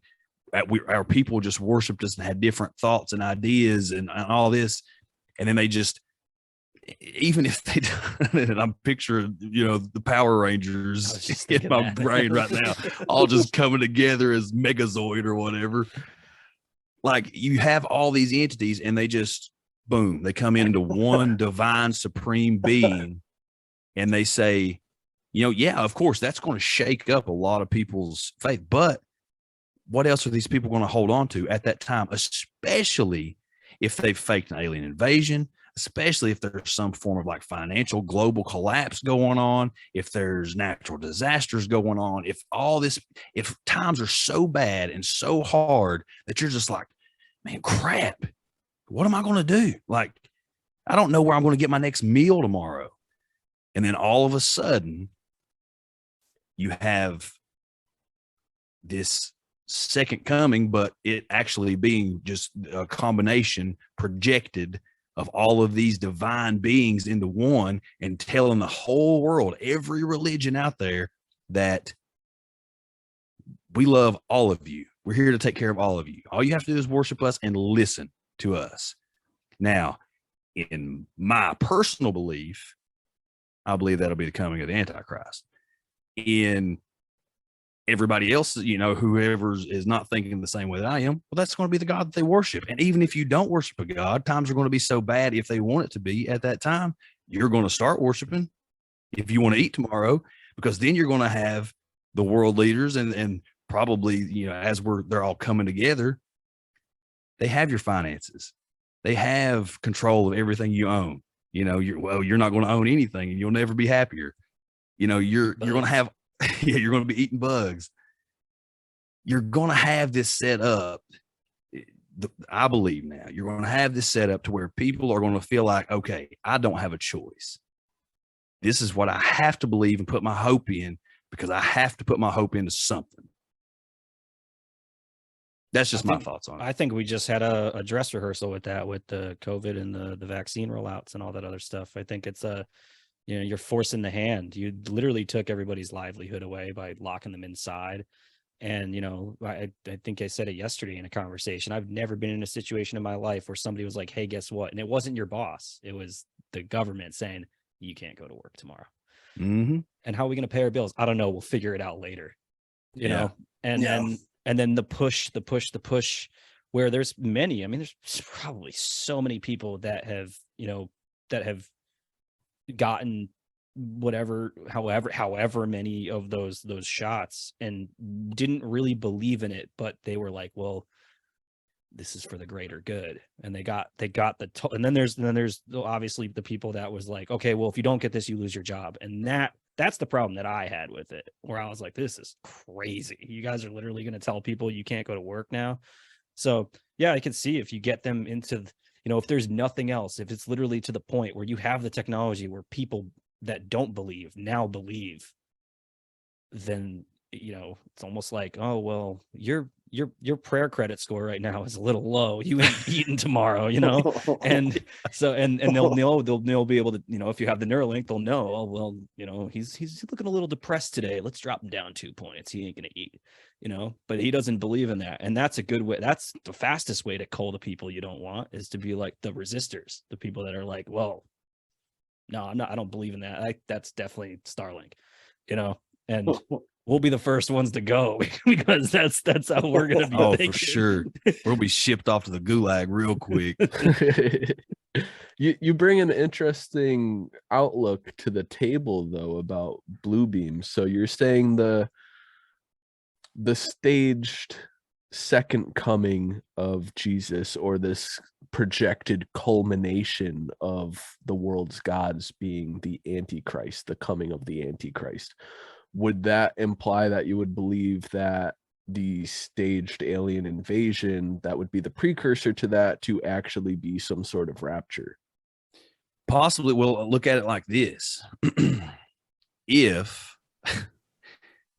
What if there was a real alien invasion and a whole bunch of people got abducted? People could just turn around tomorrow and say, the church just got raptured. So, I mean, it's so hard at this point. There's so much information and so much questioning and so much distrust out there that you really don't know. I mean, you really don't know. And I'm saying this as a Christian. Mm-hmm. If tomorrow there were millions and millions of people that just up and went, just vanished, missing, but I seen in the news that there was like thousands of UFO reports at the same time, the same date, I don't know which one I'm going to believe. I don't know if I just missed the boat or if I missed the boat. Well, just message me, and if I'm gone, it's aliens. You're standing outside. Take me. Like, we also touched on the fact before with the cryptozoicorn guys that God could possibly be a mushroom, but it's not okay to lick him. Well, the stoned ape theory is a really interesting. Thank you. Thank you, Declassified Dave. I've said that a lot. Well, like you said before, with there are explanations, like even you can interpret it like the burning bush, for example. I mean, that I believe in that area, the acacia plant is very, very, very abundant. So if you burn half the side of a mountain, have a wildfire, and you're like, you're probably going to get a little bit of intake, and he could have been tripping. But I think a lot of people, no matter what time period and what they wrote, we're humans. We've done drugs forever. So for sure. And that definitely helps. So like the stoned ape theory is really interesting because of the, you kind of have, I'm going to butcher some of it, but you have like the connections with the apple and the forbidden fruit. And that's, the tree of knowledge. So you're dealing with stuff like, and that could be a big reason why we're still suppressing things like psilocybin, and it's just kind of coming out. Like marijuana is just starting to come out in like the mainstream, and unfortunately, once the pharmaceutical companies get a hold of it, it's going to be brickweed. But and that's the nervousness with the psychedelics and and the mushroom itself. So it's that specific species of mushroom that we're talking about. But it's I mean, it could all just be, we could have just somebody could have just had a trip, but it was real to them and might have been real to other people. Like I said, the collective consciousness of there could have been people having the same experience. dealing with all that stuff. It's Do you ever wonder if when people are having those DMT trips and they say they go to these other places and like Ari Shafir said he had like a family and friends and a job and all that. Do you ever wonder? salvia or something like that? And he Yeah. got ripped. He like had like an Salvia 8-month life. Yeah, it destroyed him. Do you ever wonder if the people he's interacting with and there are also on the same trip and that's their experience too? Could be. It That'd be definitely interesting. could be. I would say that's just as valid as any other theory as to who those people are. That's something I've thought about before. I can't believe it just came back to me. How lucky are we? Well, no, man. I mean, I think you get into the realm of psychedelics and hallucinogens and all that stuff, and just back to it seems like we keep harping back on the whole religious concept, but they've been used in religious rites and rituals for thousands and thousands of years. Like, Mhm. it was there was a time that monks and priests and all these different people, it was an extremely important, it wasn't just like, oh, I'm going to do some shrooms and go to the club or, whatever. It was a specific way to take these and be in the right mind state, through fasting and prayer and meditation and all this different stuff to talk to gods. And we just entities. don't see it the same way nowadays. People don't see it as it's just magic. Yeah. It's Yeah. arcane magic. Yeah. We're just talking to fairies. We're just talking, Yeah, it's just fairies. If you're creating substances, and you think about if you play like obviously like Skyrim or something, and you're sitting there and you're making all your potions, like that is the same thing of what we would do with drugs. It's the same thing we do now with anesthesia and just LSD with like stuff that's just out. I mean, look at it. We've created a type of pain medication that takes micrograms of it to kill thousands of people in this country. Yeah. And that's still magic. So that could be ritualistic in itself. It's I think like I said, it's all goes down to interpretation of, it might be simpler. Everything might be simpler than what we think. And I think we cloud it up. And yeah, for sure. Yeah. So it's, and I mean, even these new vaccines could be magic. There could be a switch in 3 years, and all of a sudden everybody's, people that might not necessarily die, but they might, their whole continent might turn on the Project Blue Beam or whatever. You can go real down that rabbit hole. 5G activates, 6G activates, and all of a sudden everybody's just a robot. Look, all I know is every zombie movie or show that I've ever watched starts with a terribly failed vaccine. Okay. That's all I know. What was it? Dead Rising, I think. Dead Rising. You get into like the elevator at the beginning and there's the poster for the fucking vaccines. Yep. I'm Legend. They did it in the movie Outbreak from the 90s. Yep. Which they actually talked about coronavirus in that one. That was that one of the that is movies. Right. They had it right in that he opened up the cooler and you see it. I don't know if it had 19 on it, but it said COVID right on it. And that was a 98, 97, that movie, something like that. Maybe even a little bit freaking earlier. Hollywood, man. They got to put it out there. They got to show you. That's why I think the disclosure thing could be BS. It could just be a setup, just like everything else.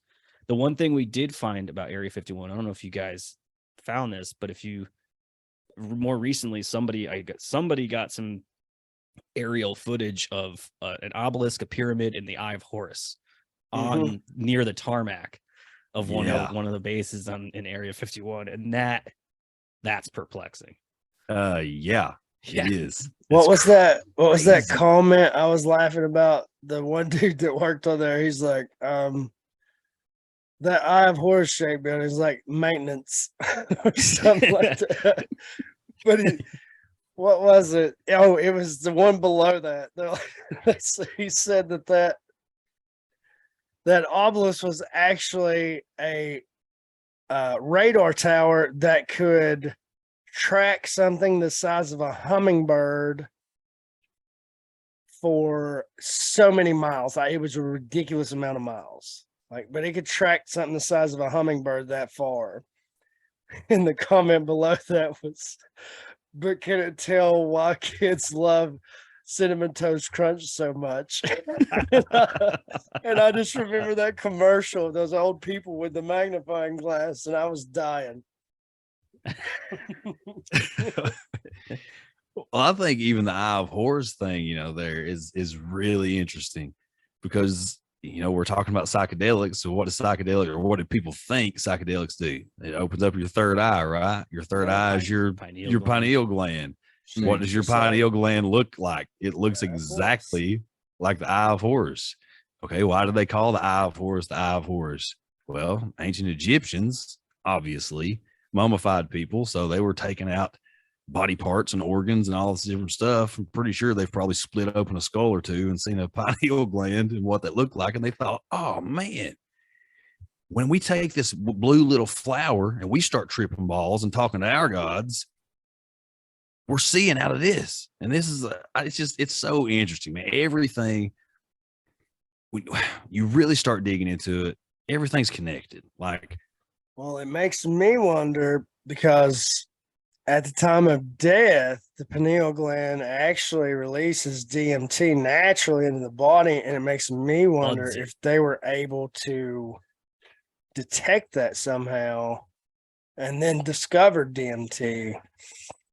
It's possible, man.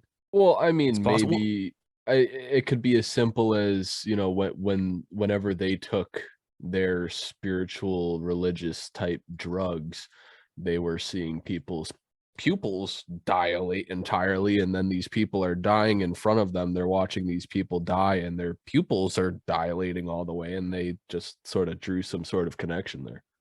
Yeah, that could totally be it too. Which even that, just the creation, or not the creation, but well, yeah, really it is. But the finding of DMT, like, it's just not just like a natural thing that grows. You have to mix.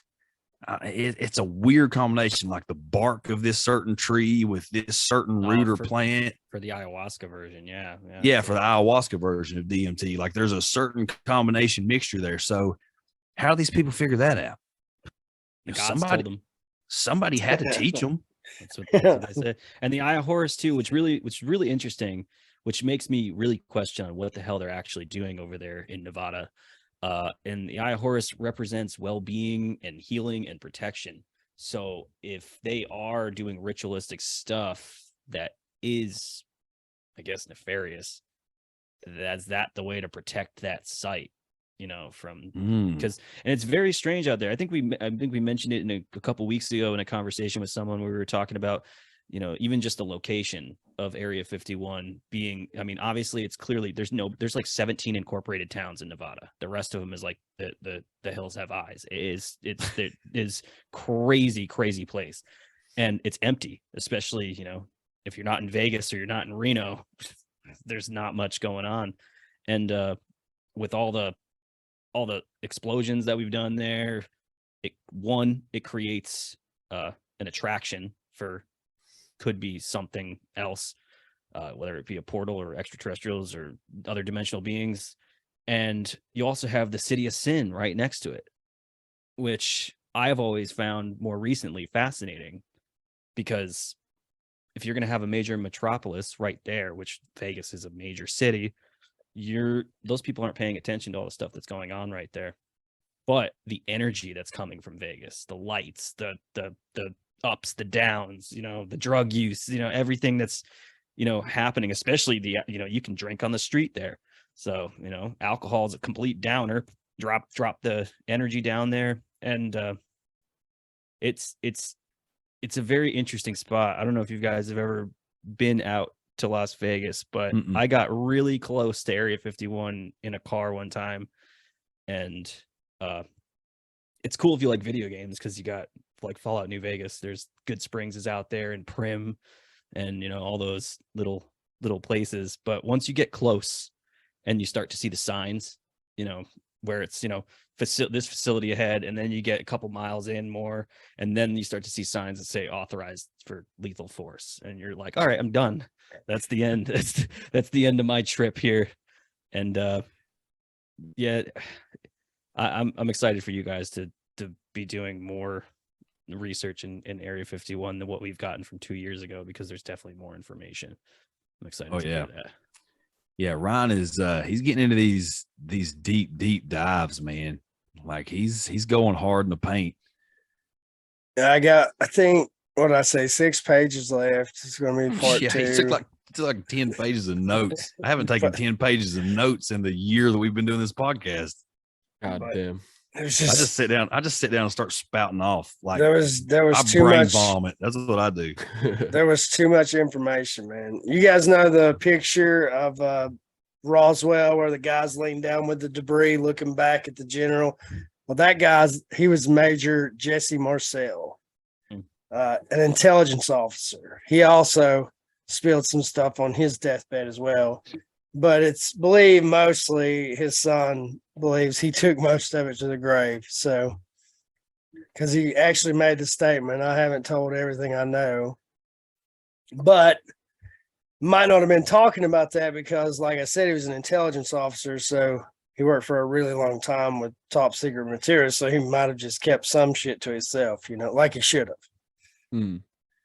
But you were talking about just Nevada, Dave, and talking about the nuclear bomb testings and stuff that have been done out there, all that different stuff.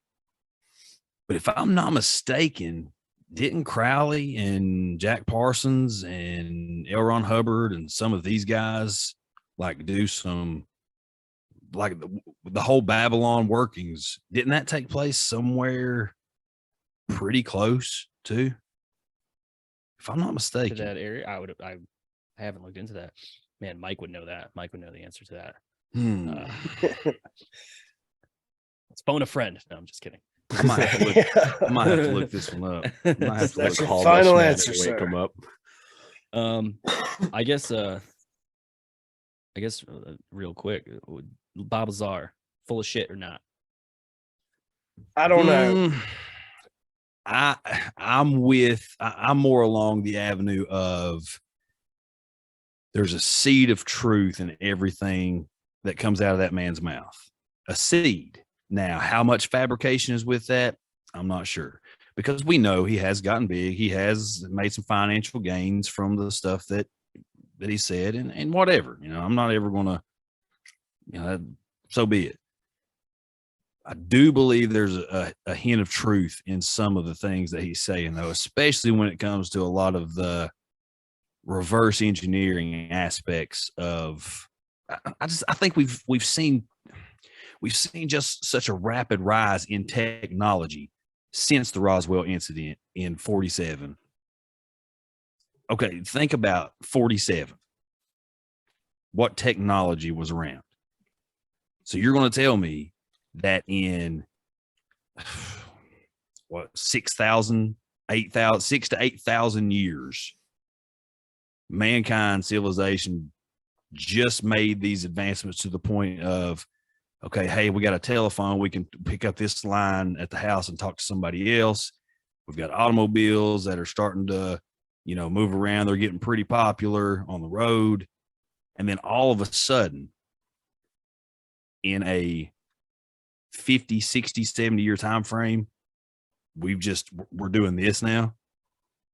I'm checking to see when Babylon workings happened on my phone that I pulled out of my pocket, which the least used app on this thing is my actual phone app to call people. You see all the Neuralink. We're talking about Neuralink, man. We're talking about something that they put in a monkey's brain and it played Pong without touching anything. Yeah. I mean, well, this goes back to what we were talking about with the information overload we have today. So just imagine that. In 47, they also had newspapers. All right. That's the first form of information that was got to you quickly as possible. Right. So from newspapers, we're flooded with all this information there. I think that's when we made the turn. And then once again, I'd like to point out, just shy of 20 years later, some really cool drugs were discovered. And people, we're looking with that third eye and freaking. That's what I think. I think we just furthered humanity through that. Yeah, That could and lend a huge hand to it, the opening of the collective consciousness. I mean, look at even Steve Jobs. Steve Jobs was like a huge hand in modern day technology development. And what was he doing during his college years? He was dropping acid. He was eating mushrooms. I mean, it could be coincidence, or it could be a huge, ginormous contributing factor that a bunch of people overlook. didn't the guy who created the mRNA vaccine, didn't he say he created it while he was on like acid? Did he? I have Talking no about Robert idea, but I Malone? wouldn't be surprised. What'd you say? Yeah. Sorry. I see you talking Robert about Robert Malone. I think so. Yeah, I'm pretty sure he was talking about when the tech that came for the construction of the mRNA just the mRNA delivery of. I think he was on some form of trip. Dude, people like LSD or acid. Yeah, he was. Yeah, all kinds of people get stuff from these trips, man. These machine elves, they're in their ears. They're telling. Where's the Mojave Desert? What? That's over there. That's Eastern California into Nevada. Okay, the Mojave Desert spans 4 states: California, Nevada, Utah, and Arizona. So that's it goes into Nevada pretty decently. Babylon Working was a series of magic ceremonies and rituals performed from January to March 1946 by author, pioneer, rocket fuel scientist, and occultist Jack Parsons and Scientology founder L. Ron Hubbard. This ritual was essentially designed to manifest an individual incarnation of the archetypal divine feminine called Babylon. The project was based on the ideas of Aleister Crowley and his description of a similar project in his 1917 novel Moonchild. So January to March of 46, you have Jack Parsons and L. Ron Hubbard performing sex magic, and literally what this ritual consisted of. Well, they don't get into a lot of that. A lot of sex magic and trying to conceive a child that would be an elemental. It's a lot, dude. It's a whole lot of stuff. Does that go into like I don't want to get into the whole other stuff, but does that go into like the homunculus and all that other shit? That's what I was thinking. Yeah. Yep. It gets into all that. Whole episode. Oh yeah, it's crazy, dude. You get into, but the part that I was trying to go with there is just how interesting it is that you have, this ritualistic sex magic of Babylon Working going on in the same area that the nuclear testing starts going on, and in the same area that we have this crash a year later, just a year. So you're performing a ritualistic magic act to encounter and communicate with these other entities, literally invoking entities to come and speak with you and deliver things to you in the same area that a year and a half later we have a Roswell incident. Well, this makes sense why aliens do so much anal probing. Because these two dudes were out in the desert doing sex magic, trying to make an elemental baby doing butt stuff.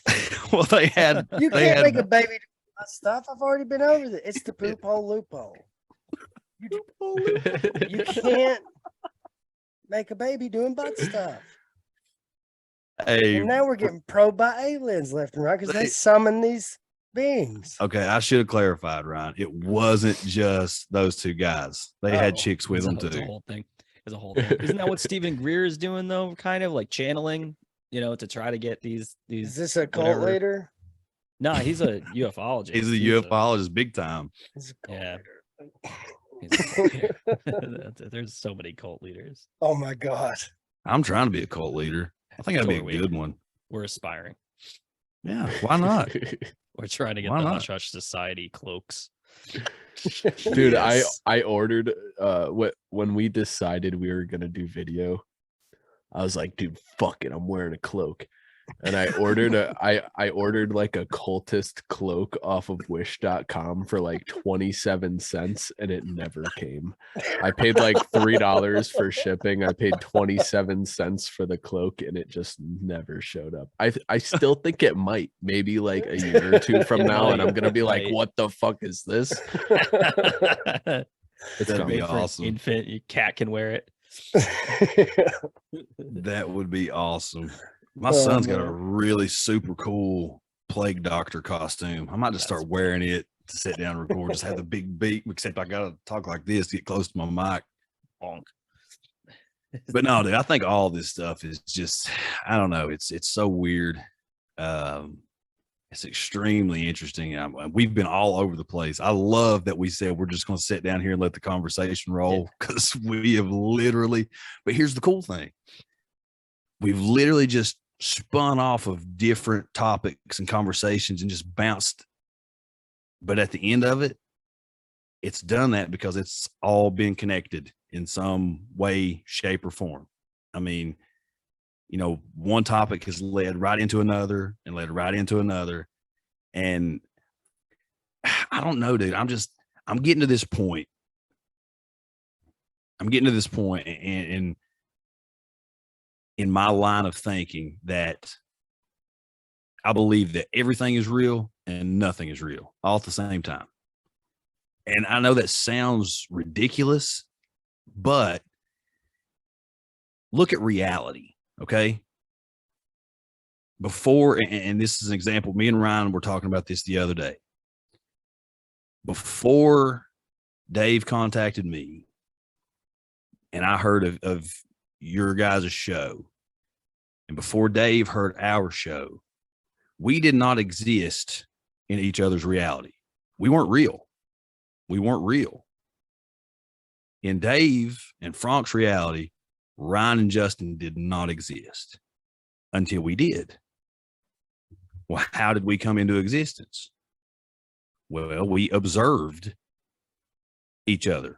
Whatever fashion that took, it wasn't until we observed the other person that they became part of our reality, right?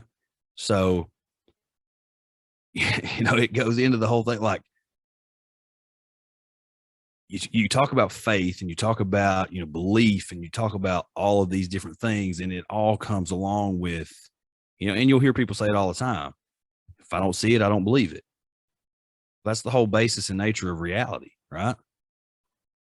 I mean, I wouldn't believe the things that I believe if there hadn't been an experience, you know, a feeling, an emotion, and that's still observation.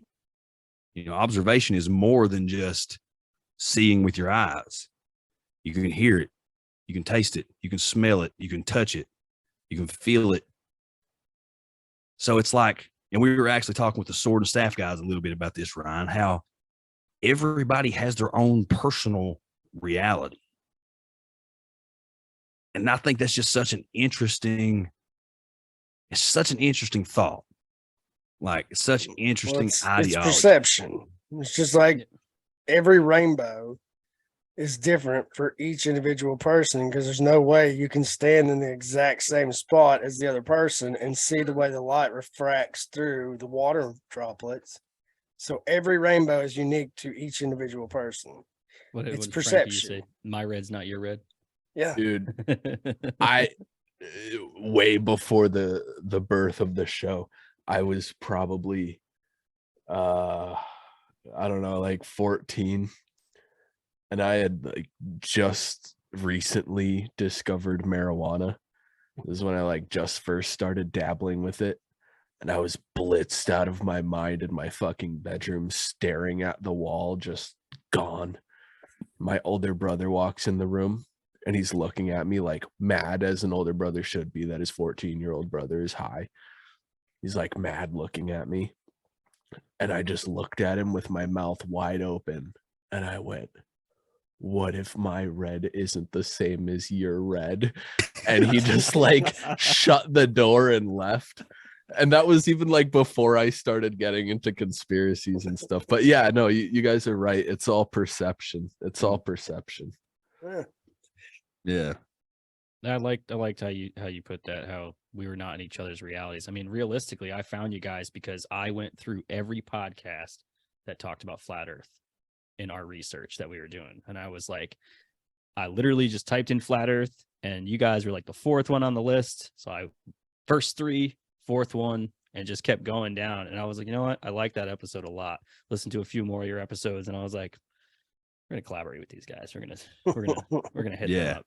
Because Well, we appreciate it. I really, really enjoyed that episode, because not everybody, you were one of the shows that didn't like kind of, you didn't conform to the thought and be like, yeah, I believe all of what you're saying. And a lot of shows do that. And I think that that's, like you said, that's an out of the box thinking, and actually having, like you said, these conversations are super important, and to not be taking dumps on each other about theories, So Yeah.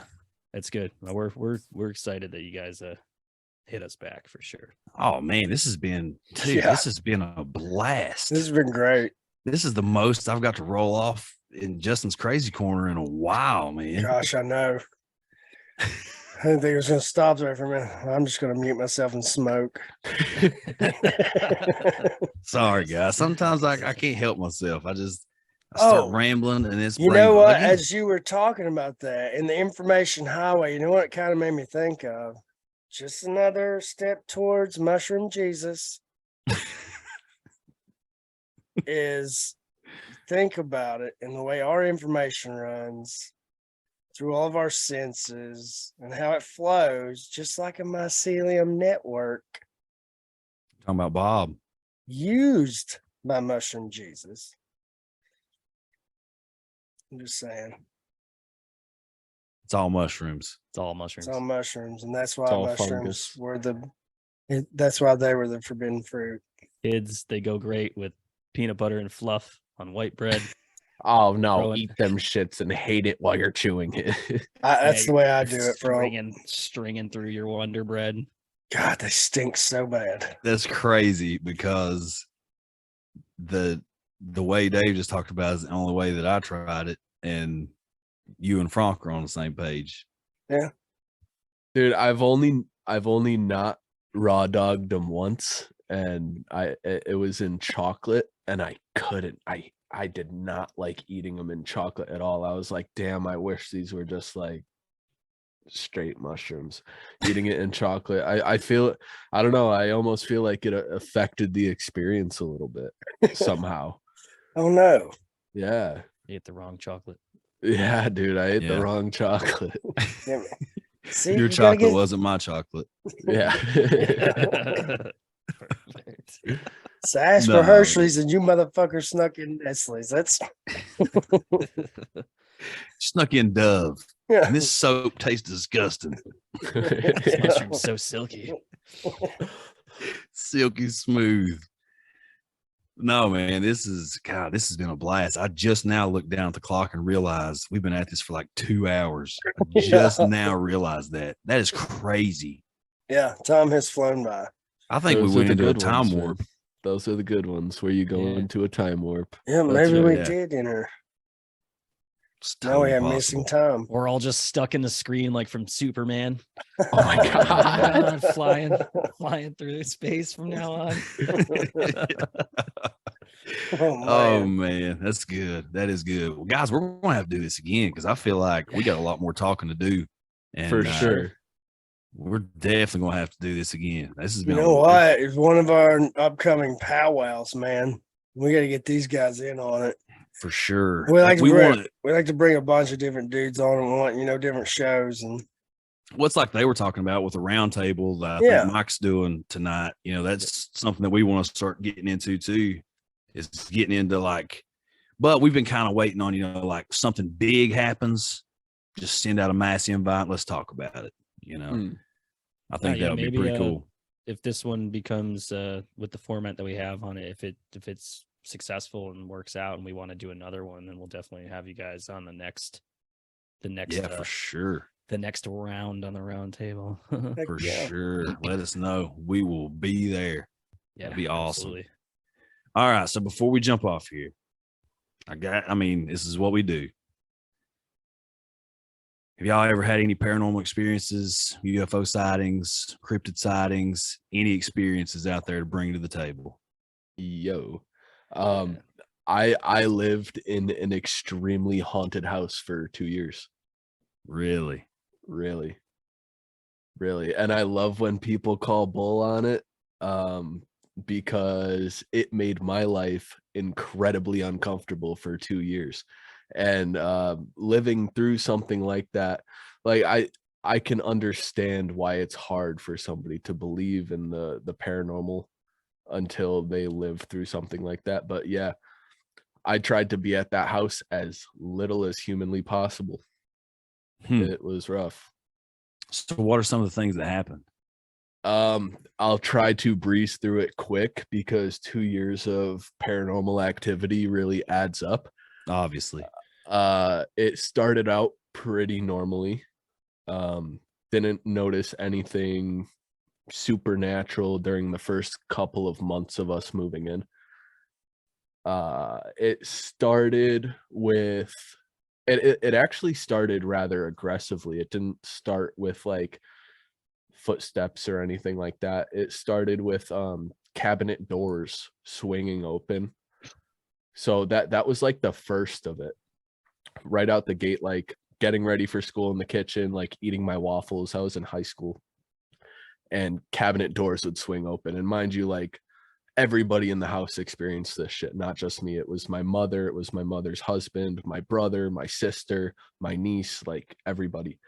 So yeah, it started with cabinet doors slamming open. I'm talking coffee cups, like in the morning. For some reason, it was super active early in the morning and late at night. Not so much during the middle of the day. 2 times coffee cups full of coffee flew off of the countertop and shattered all over the floor. Wow. Let's see. 3 times people woke up in the middle of the night not being able to breathe on the couch because a blanket had been tucked around them so tightly. It happened to 2 of my little brother's friends while they were there during a sleepover, and once to my mother's husband. My mom had something crawl into bed with her that had no physical body. She could feel like the imprints on the bed, like crawling into bed with her. I had something walk down the basement steps, even though there was nothing. I heard it open the door and walk down the basement steps, and it felt like it was like standing over me while I was trying to fall asleep. The freakiest was my niece, who was probably like 4 at the time, who lived with us. She viewed it differently because she was a young child. She had a different connection to whatever was going on. And she had a friend in the driveway. Now, before we had bought this house, it was owned by an old elderly couple, and I guess the husband had died in the driveway. He slipped on ice shoveling in the driveway, slipped on ice, broke his hip, died in the cold of the night. What a way to go. So my niece's playroom was in the basement, and you know how basements have those weird little rectangle windows to the outside, so those faced right out into the driveway. And she would talk about her friend in the driveway, and everybody, like, didn't really think anything of it. And then after she had brought it up maybe 3 or 4 times, my mother told me the story that this house was owned by people, and one of those people died in the driveway. I was like, okay, well, then it's super weird. She drew a picture of this friend in the driveway, and it was strangely detailed for a 4-year-old to have drawn. It incorporated a lot of different colors, and it was literally our driveway, our garage. She drew the moon. She drew in the sky purple like it was nighttime. The face had no eyes, just big black spots. And in the top left corner of this piece of paper, she used a red crayon to write some sort of letters. It wasn't English, but it was characters of some sort of language. and she had etched over it multiple times to where the wax had like really caked up right there. It was probably 4 or 5 different characters, but nothing English, and it really freaked me out. I actually took the picture to one of my buddies' houses, and we were smoking a blunt, and I'm showing him that, and he's like, "Dude, you blunt." huh? No, fuck no." He was like, "Dude, you got to get rid of that picture. Like that is not right. That thing is not right." And I actually stuffed it. I stuffed it down a sewer drain because I was like so terrified of this picture. My sister had like a 1-year-old at the time, and she was living down in the basement, and the 1-year-old would wake up every single night screaming and pointing at absolutely nothing. Dude, I could that is like a sliver, that is a fraction of like the shit that happened in this house. Dude, We have that is nuts. our first ever declassified discussions was originally that those interview formats were originally supposed to be basically Fronk and I going and interviewing just other random friends and people, and it was originally supposed to be only on YouTube, and I believe the first 3 are still on YouTube, but the first one ever is Fronk and I, and he talks a little bit, a couple different stories from either that house and another apartment as well. So if anybody's listening, head to our YouTube and find the one with Fox Frights. I'm gonna go check that out myself. Yeah. Oh, man, that's awesome. Dave, you got anything? Yeah, I would say I definitely would love to talk about the UFO stuff. It seems far-fetched because I was young, I was a little kid, and I'll try to make it as quick as possible too. But we lived on top of a hill in the middle of a small town next to a dairy farm, cornfields. So we had a pretty good 360-degree view of the surrounding area. And the addition that my parents had built was a large, very large bedroom with a bunch of windows facing out, and it was facing west. And I remember must have been like 5, 6, something like that. I was young enough to get freaked out sleeping in my own bed, went in my parents' bed, because that house had skylight windows above our bedrooms, which is horrific. Don't ever do that to your children. It's terrible architecture for kids and getting into that. But I remember waking up and finding myself sitting up, and my mom was sleeping. My dad was probably downstairs. It was super early in the morning, and seeing something, and I could draw it. It was like a square or like a rectangle with another rectangle on top and another rectangle on the bottom. And it almost had that pattern of lights from Close Encounters, where it was very like, stroby back and forth. And I couldn't tell you how close it was or how big it was. It could have been the size of a car, could have been the size of a skateboard and really close, but it could have been big and really far away. But I remember just watching it for like 5 minutes. And then I don't remember falling back asleep. There was one thing that really happened to me. And then later in life, in my early 20s in Connecticut as well, I definitely saw the TR-3B.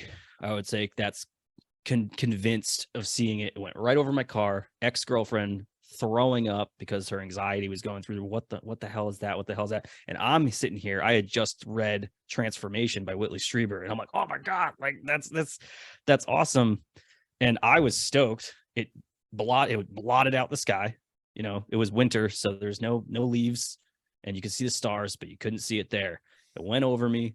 I was going home, called my friend. I was like, dude, you got to look outside. And because you could see this black line, all the light pollution from Hartford was behind it, but you could see it. It was just floating. And then the lights popped on, and then it just kind of went away.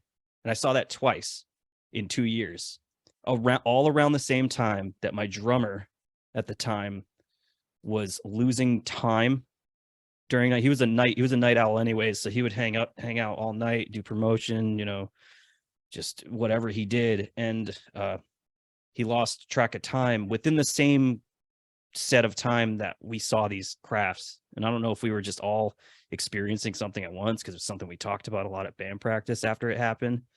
But he would lose time, and then for years and years, while he was been on tour, sleeping in a van, he would feel somebody with their hand over his face and holding him down. And as he wakes up, it's almost like you described, like Frankie described, black, like just black eyes and a black shadow standing over him. And that's something that we were gonna mess with him really bad and buy like those big alien gloves and go into his room but we decided not to do it. But he lives in Los Angeles now, and he still has those night terrors where he'll wake up and he's awake, but something's standing over him, holding him down, big long fingers, and he can feel it. And he doesn't talk about it too much. I wrote about it. This was in like 2009, and I wrote about it to a guy in Philly who was like a ufologist, and he's like, I got to meet your friend. Like, and my friend still doesn't know that I did that, but yeah. But yeah, that. And then I have a bunch of very strange, not as strange as Fronk's paranormal stuff, but a lot of dark figures. My dad's house that I grew up in, also one of the elderly couples that owned it before had died in the house. And one of my friends, really close friends, used to stay over, and he sat up one night and just pointed at me and started screaming, woke me dead up out of sleep. I sat up and I'm like, what are you talking about? And he's just in a trance pointing at the foot of my bed. The next morning, talked to him about it. And still to this day, he says there was something, the scariest thing I've ever seen in my life, sitting at the foot of the bed, staring at you. But it was staring at me everywhere I went. Its head was moving with me. And I told that story to my brother, because he was staying in my brother's bed, because he wouldn't, he'd be there every other weekend staying with us. And my brother has the same story. So that one's weird. My brother said I could draw it for you, but it would ruin my life. That's what he tells me. Holy crap. Yeah. Dude, that gave me chills. Yeah. Just the looking at, no matter where you went, just look that. He said it was almost terrifying. like when you're drawing like a rough sketch and like it's just warbling this way, like the face would move with it and the face would move that way. But he couldn't tell any defined, but I've never personally had anything in that house. Wow. Yeah, it was just other people. Maybe it's me. It's just other people around me. Possible. It's possible. Yeah. Love the paranormal stuff. Wow. That is so interesting, man. It's terrifying, but it's interesting. All those accounts. Dude, that's man. Now I'm gonna so see a shadow wild. person tonight. It's gonna happen. Great. Yeah, let's hope not. I hope not. And I'm starting to get, Ryan, I know we've talked, a little bit about shadow people and all this and that, but I'm starting to feel like these shadow people encounters are more extraterrestrial, interdimensional than just like I want to lean toward interdimensional. I think that's why nobody can ever tell any physical fixtures, because maybe it's just a ripple, and they're trying to figure out what they're seeing too. Could be. Yeah, we've talked about that a lot. Well, the more that I hear these shadow people stories, the more that I hear them connected with UFO encounters. And like the whole sleep paralysis thing, I heard somebody say the other day, the only time that anybody really knows that they're missing time is during the day, because you're awake, you're alert. Okay, it's this time right now. I have somewhere to be. I'm supposed to be there at this time. Whatever. I got to get to work. I got kids to pick up. I've got whatever's going on. Well, at night, when you close your eyes and you go to sleep, you're expecting to miss time. We've all had those nights where you close your eyes, you go to sleep, and then it feels like as soon as you went to sleep, the alarm went off. You're like, God, what happened?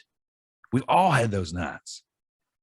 Well, what if during this expected missing time, you really are missing time? What if a lot of these sleep paralysis encounters are really maybe abductions, maybe, people, extraterrestrial activity, something going on that, we don't know. I don't know. It's interesting, man. It really is. Just started 7 different episodes all in one. I know, dude. I'm terrible. It's good. It's all. I'm terrible at closing out. That just means we got Yeah. more to talk about. We got more. We to are talk the about. worst closers. He may be really good at introductions, but we are the worst closers in podcast history. For sure. That's no lie. What happens with us is we'll just be talking. Like Fronk and I could be talking, bantering at the end of an episode, and then Mike goes, "Well, that's the end of this one," and just cuts us right off. So that's how we usually close things out. Or we'll be talking after a recording, and all of a sudden he'll just disappear. So we know that's the cue that it's over. Okay, it's time to go, everybody. It's time to go. But I guess speaking of time to go, since even though we are terrible closers, we'll go ahead and close this thing out. Dave, Fronk, it was awesome you guys being on here. It was a fantastic conversation. Before we jump off here, again, let the Hill folk know where they can find you, promote your stuff, make them excited to go check you out.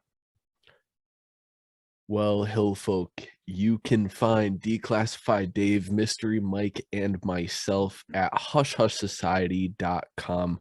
There, it is very easy to access anything and everything pertaining to us. You can find our audio episodes. You can find the link to the video episodes. You can find the links to the people that we've interviewed, shit like that. Again, you can expect to hear conspiracy, cults, paranormal, UFO, interviews with authors and TV personalities, things of that nature. We try to keep it light, keep it goofy and interactive. So by all means, feel free to swing by. And guys, we totally appreciate the hospitality. You guys have been awesome. Love your show. You dudes are funny. Keep the conversation going nice and light, nice and smooth, free flow. I mess with it. Yeah. Silky. Like Thank you. Thank you guys for coming on, man. This was awesome.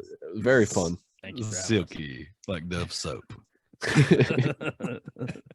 The Dove chocolate does taste way better than the soap. It does. It does. Sure. I'll give them that. I don't know if it's the same brand or not, but I hope so.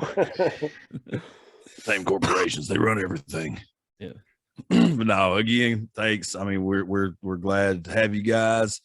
Hill folk, remember, go wherever you listen to podcasts, leave a rating and review for the show, subscribe to our YouTube, send us your stories at appalachianintelligence@gmail.com. Most importantly, more than anything, share the show.